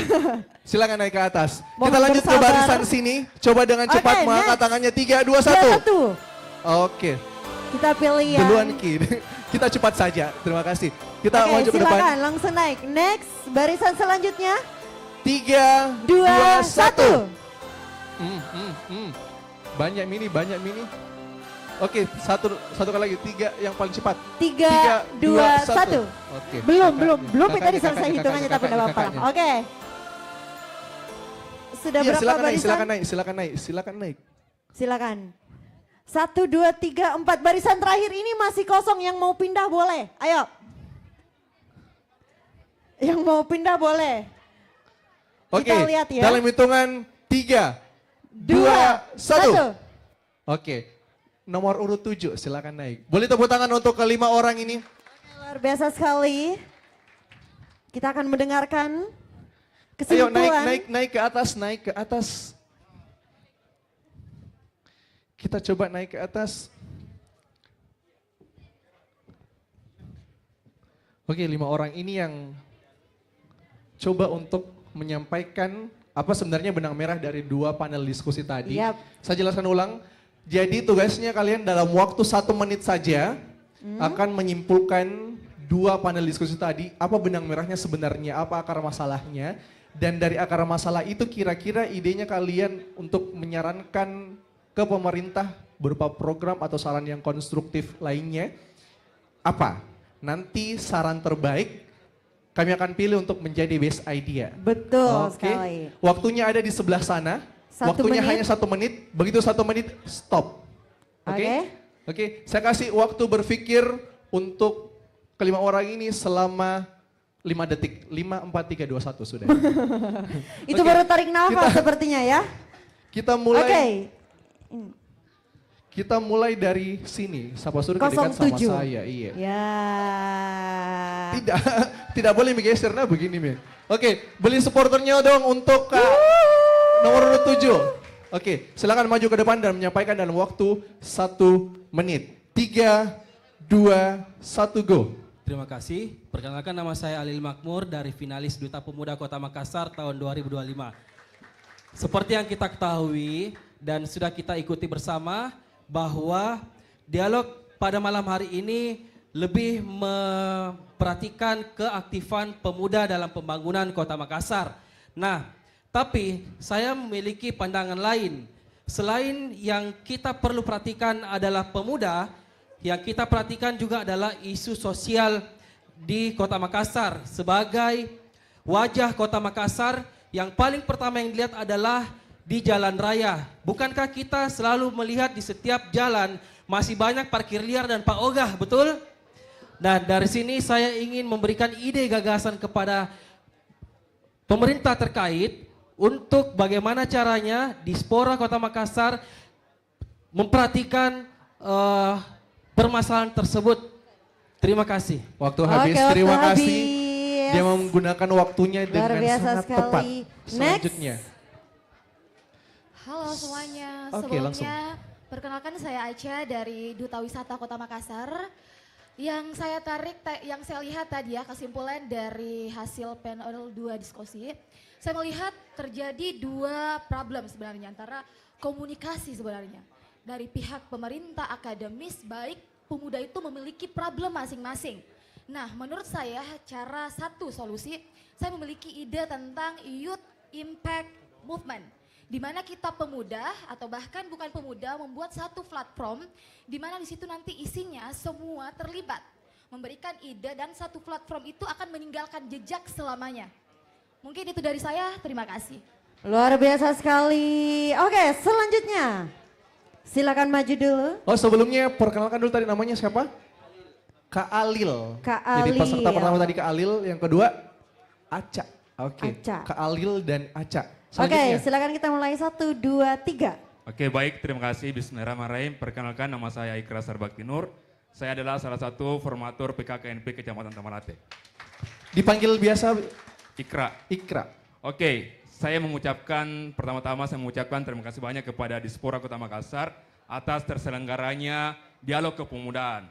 Dan sebenarnya saya masih mengingat ini Hari Sumpah Pemuda di tanggal 28 Oktober 2025. Ini adalah pemuda, ya, dan terkait mengenai tentang sentuhan, ya, sebenarnya anak-anak muda di tiap-tiap kecamatan itu sangat-sangat hebat. Hanya saya tidak ada sentuhan. Berdirinya beberapa dari toko-toko yang ada di depan yang sudah memberikan sebuah inspirasi-inspirasi, dan beberapa juga dari organisasi kepemudaan dari mahasiswa-mahasiswa ini adalah sebuah momentum bagaimana caranya pengembangan yang ada di Kota Makassar. Dan hasilnya juga saya mengharap kepada teman-teman terkait mengenai tentang program dari pemerintah Kota Makassar itu bisa. Terima kasih. Boleh tepuk tangan untuk Kak Ikra. Luar biasa sekali. Selanjutnya, oh ini salah satu finalis juga nomor urut 19. Silakan perkenalkan namanya dan langsung idenya. Baik, perkenalkan nama saya Andi Cesar Chandra dari finalis Duta Pemuda Kota Makassar 2025 dari Kecamatan Manggala. Baik, benang merah dari dialog pemuda ini bahwa pemuda merupakan kekuatan utama, perubahan yang memiliki energi, kreativitas, dan tanggung jawab yang sangat besar. Pemuda digambarkan sebagai agen yang punya peran strategis dalam memajukan masyarakat, harus aktif, tidak hanya menonton dan berkontribusi. Perlu mengembangkan karakter, wawasan, serta kepemimpinan dan empati. Mengubah tantangan menjadi peluang melalui kolaborasi dan inovasi. Menjadi inspirasi bagi lingkungan sekitar dan karya aksi nyata. Jadi singkatnya di sini, pemuda bukan hanya harapan bangsa, tapi pelaku nyata perubahan yang menyalakan semangat kemajuan melalui tindakan, kreativitas, dan kepedulian sosial. Sekian dari saya, terima kasih. Terima kasih, waktunya pas sekali. Dia pintar untuk memanfaatkan waktu. Selanjutnya finalis lagi nomor Baik, urut 30. terima kasih atas kesempatan yang telah diberikan kepada saya. Sebelumnya saya Andiana Septira, salah satu finalis dari Duta Pemuda Kota Makassar tahun 2025. Nah di sini saya akan menarik dari benang merah dari kedua belah pihak yang telah menyampaikan materi pada hari ini. Untuk kepada pihak Ibu Indri selaku yang kerja di TVRI, saya ingin mengajukan itu sebagai platform pemberdayaan pemuda untuk mengawali isu-isu penting di Makassar dan memastikan suara mereka berdampak pada kebijakan lokal. Nah seperti Ibu boleh membuat Makassar Muda Berkarya sebagai program dari TVRI itu, sehingga dari TVRI bisa menampilkan kreativitas dan inovasi pemuda dalam bidang seni, teknologi, dan juga kewirausahaan. Kemudian untuk Dispora sendiri, untuk pemberdayaan ekonomi pemulung yang tadi sudah sindir, mulai Waktunya habis, terima kasih. Terima Ya. kasih, Boleh luar tepuk tangan biasa sekali lagi sekali. untuk kelima orang hebat di atas Yes. ini yang sudah memberikan ide dan gagasannya menarik benang merah apa hasil diskusi dua panel betul tadi. sekali. Selanjutnya kami Kita coba akan diskusikan menentukan. dulu Boleh. bersama narasumber tadi juga siapa yang betul-betul bisa untuk menjadi best idea. Sekali lagi tepuk tangannya dong untuk kelima orang ini. Boleh duduk di tempat masing-masing dulu. Terima kasih banyak, luar biasa Oke. sekali. Wow. Sembari menunggu, kita coba untuk tanya-tanya Yes. apa sebenarnya harapan, ekspektasinya, dan gimana pada akhirnya datang ke sini melihat Betul. yang terjadi sebenarnya itu apa. Kita mau tanya-tanya bakalan dulu. Ke sini dulu, silakan. Oke. Kak. Saya mau tanya dong, kira-kira ekspektasinya sebelum ke sini tuh gimana dan yang terjadi di sini tuh apa? Oke, terima kasih atas kesempatan yang diberikan. Perkenalkan, nama saya Muhammad Faik Fadil. Saya diundang ke sini sebagai Presiden dari Society of Renewable Energy Universitas Hasanuddin, di mana organisasi kami itu bergerak di bidang energi terbarukan, memberdayakan pemuda untuk mengkampanyekan kepada masyarakat terkait pentingnya energi terbarukan dan juga keberlanjutan lingkungan. Jadi kalau ekspektasi saya sebelum mendatangi kegiatan ini, tentunya saya berekspektasi bahwa kegiatan ini dapat menyalurkan ide-ide yang ada di otak-otak pemuda, di mana pemuda-pemuda kita di Makassar tentunya memiliki ide-ide yang inovatif dan menurut saya inilah salah satu tempat yang cocok di mana kita bisa menyalurkan, kita bisa menyampaikan kepada orang-orang yang menjadi speaker di acara ini tadi seperti anggota DPR, bapak-bapak dari Dispora ataupun akademisi ataupun praktisi yang ada pada acara ini. Nah, menurut saya inilah kesempatan yang sangat berharga untuk kita karena kita mendapatkan ruang untuk menyampaikan, menyalurkan ide ataupun gagasan yang kita miliki di ruang publik seperti ini. Mungkin itu dari saya. Oke, terima kasih. Ternyata banyak sekali ya komunitas-komunitas pemuda yang hadir pada hari Yap. ini. Masih dengan pertanyaan yang sama. Kita next ke Iya, silahkan. Kira-kira ekspektasinya sebelum kita ya. Bismillah. Kira-kira ekspektasinya dari mana dulu? Terus kira-kira ekspektasinya sebelum datang ke sini forum ini tuh bakalan gimana dan yang terjadi Harapannya? sekarang tadi di atas itu gimana ya? Baik, bismillahirrahmanirrahim. Perkenalkan, nama saya Hikmal Hamka. Komunitas saya itu pelajar Nahdlatul Ulama. Ya. Baik. Terkait ekspektasi saya yang datang ke sini yaitu dari tema juga itu saya dengan sangat tertarik. Yaitu duduk sama rendah bicara sama berani. Yang artinya apa? Kita ini ada satu komunikasi bersama antara pemuda dan para pejabat dan juga kita bisa saling menyalurkan aspirasi para pemuda. Yes. Dan juga terakhir yang ingin saya kutip adalah sebagaimana dalam kata Arab yang mengatakan syutbanul yauma rijalul goda. Yang artinya apa? Pemuda hari ini adalah pemimpin masa depan.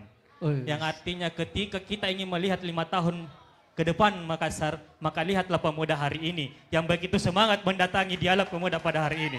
Wow. Terima kasih, mungkin itu saja yang saya sampaikan. Wallahul muwaffiq ila aqwamit thoriq. Wassalamualaikum warahmatullahi wabarakatuh. Waalaikumsalam warahmatullahi wabarakatuh. Next, ayo kita tanya salah satu komunitas.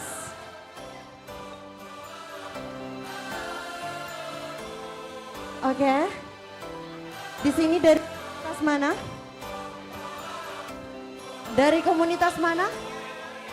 Pemuda Muhammadiyah. Wow, Pemuda Muhammadiyah. Oke, kita tanya-tanya nih. Apa harapannya kira-kira dari teman-teman Pemuda Muhammadiyah setelah dari dialog pemuda ini? Apa harapannya untuk bangsa kita, untuk pemuda-pemudi di negara kita ini? Oke, silakan. Ayo. Oke. Boleh, silakan. Hai, bismillah, assalamualaikum warahmatullahi wabarakatuh. Waalaikumsalam warahmatullahi wabarakatuh. Nama saya Abdul Rahim Hidayat dari Pemuda Muhammadiyah, dari relawan masyarakat milenial juga. Wow. ekspektasi saya dari dialog ini tentunya sangat akurat. Yes. Karena keterbukaan informasi, keterbukaan komunikasi itu berjalan dengan baik. Saya tidak expect juga tadi Pak Dewan memberikan nomor WA-nya langsung untuk bisa mengakses langsung ketika ada masalah, ada kasus yang terjadi di Kota Makassar ini. Tentunya saya berterima kasih kepada Dispora telah membuat dialog ini. Tentunya harapan kami ini menjadi langkah awal kita untuk memperdayakan pemuda-pemuda di Kota Makassar. Yang kedua, terkait masalah ini mungkin permohonan kami, semisal kalau di Snaker mengadakan pelatihan dan lain sebagainya, ya ndak usah lagi buka rekrutmen dan lain sebagainya. Yang harusnya diperdayakan itu adalah peserta-peserta pelatihan, direkomendasikan langsung. Karena yang mengadakan adalah di Snaker, tentunya harus diperdayakan adalah peserta-pesertanya itu. Supaya peserta ini bisa betul-betul mendapatkan ilmunya dan dia implementasikan di pekerjaannya. Saya kira itu mungkin. Terima kasih. Saya terpukau dengan pemateri tadi, termasuk dari kakak-kakak KNPI, dari Bung Ilham tadi. Saya sangat tergugah juga dari apa yang disampaikan tadi. Oke, terima kasih banyak. Boleh tepuk tangannya dong. Luar biasa sekali. Assalamualaikum warahmatullahi Waalaikumsalam warahmatullahi wabarakatuh. Putri, ternyata hasilnya sudah ada. Sudah ada. Kira-kira siapakah yang akan menjadi best idea? Kalau dari kelima orang tadi, kira-kira siapa yang menjadi best idea? Siapa? Siapa? Oke, ternyata banyak ya pendukungnya ya. Dan yang menjadi best idea Dialog Pemuda Kota Makassar 2025 adalah drum roll.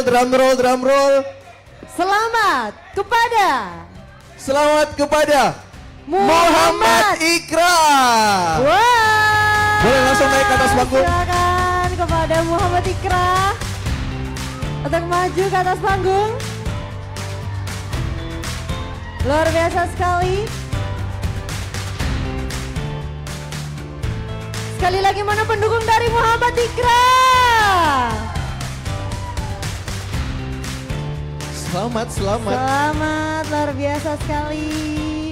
Selanjutnya, tadi kami sudah juga menjanjikan bahwa peserta yang coba untuk bertanya, aktif bertanya, kemudian pertanyaan-pertanyaannya memang substantif dan betul-betul dibutuhkan. Ini akan mendapat juga kategori selanjutnya. Ada best partisipan. Best partisipan. Dari awal kita sudah notice untuk aktif bertanya dan memperhatikan. Dan saat ini, inilah dia best partisipan Dialog Pemuda. Kira-kira siapa? Dan yang mendapat kategori Best Partisipan Dialog Pemuda 2025 adalah selamat kepada Faiza Almas Cantika. Boleh langsung naik ke atas panggung. Faiza Almas merupakan salah satu finalis Duta Pemuda Kota Makassar 2025. Jadi memang pertanyaan-pertanyaan yang disampaikan tadi memang sudah substantif dan cukup mengikuti hasil diskusi tadi. Untuk itu kami mengundang Bapak Kabid Pemberdayaan Pemuda untuk naik ke atas panggung memberikan penghargaan kepada dua orang ini, Best Idea dan juga Best Partisipan. Luar biasa. Sekali lagi kita beri tepuk tangan yang paling meriah.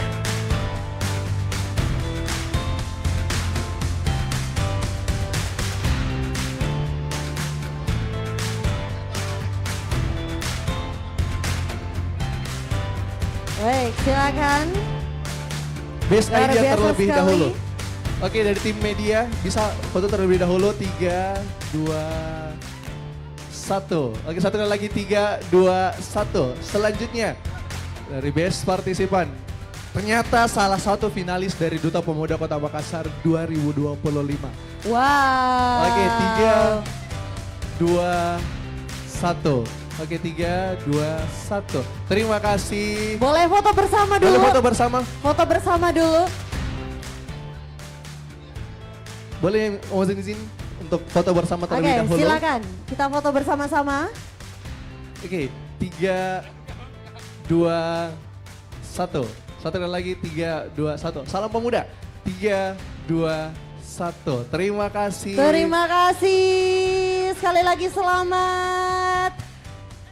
Jadi memang yang pilih tadi memang dari narasumber-narasumber yang memang dia bicara di atas dan pada akhirnya memilih itu karena yang disampaikan adalah hal-hal yang memang dibutuhkan oleh pemerintah sekarang dan memang belum terlaksana oleh pemerintah sekarang. Baik, hadirin yang kami hormati, tanpa kita sadari, kita telah sampai pada akhir rangkaian acara Dialog Pemuda Kota Makassar tahun 2025. Hari ini kita telah menyaksikan bahwa pemuda Makassar bukan hanya penonton perubahan, tetapi juga pelaku aktif yang mendorong terwujudnya kebijakan publik yang lebih adil dan inklusif.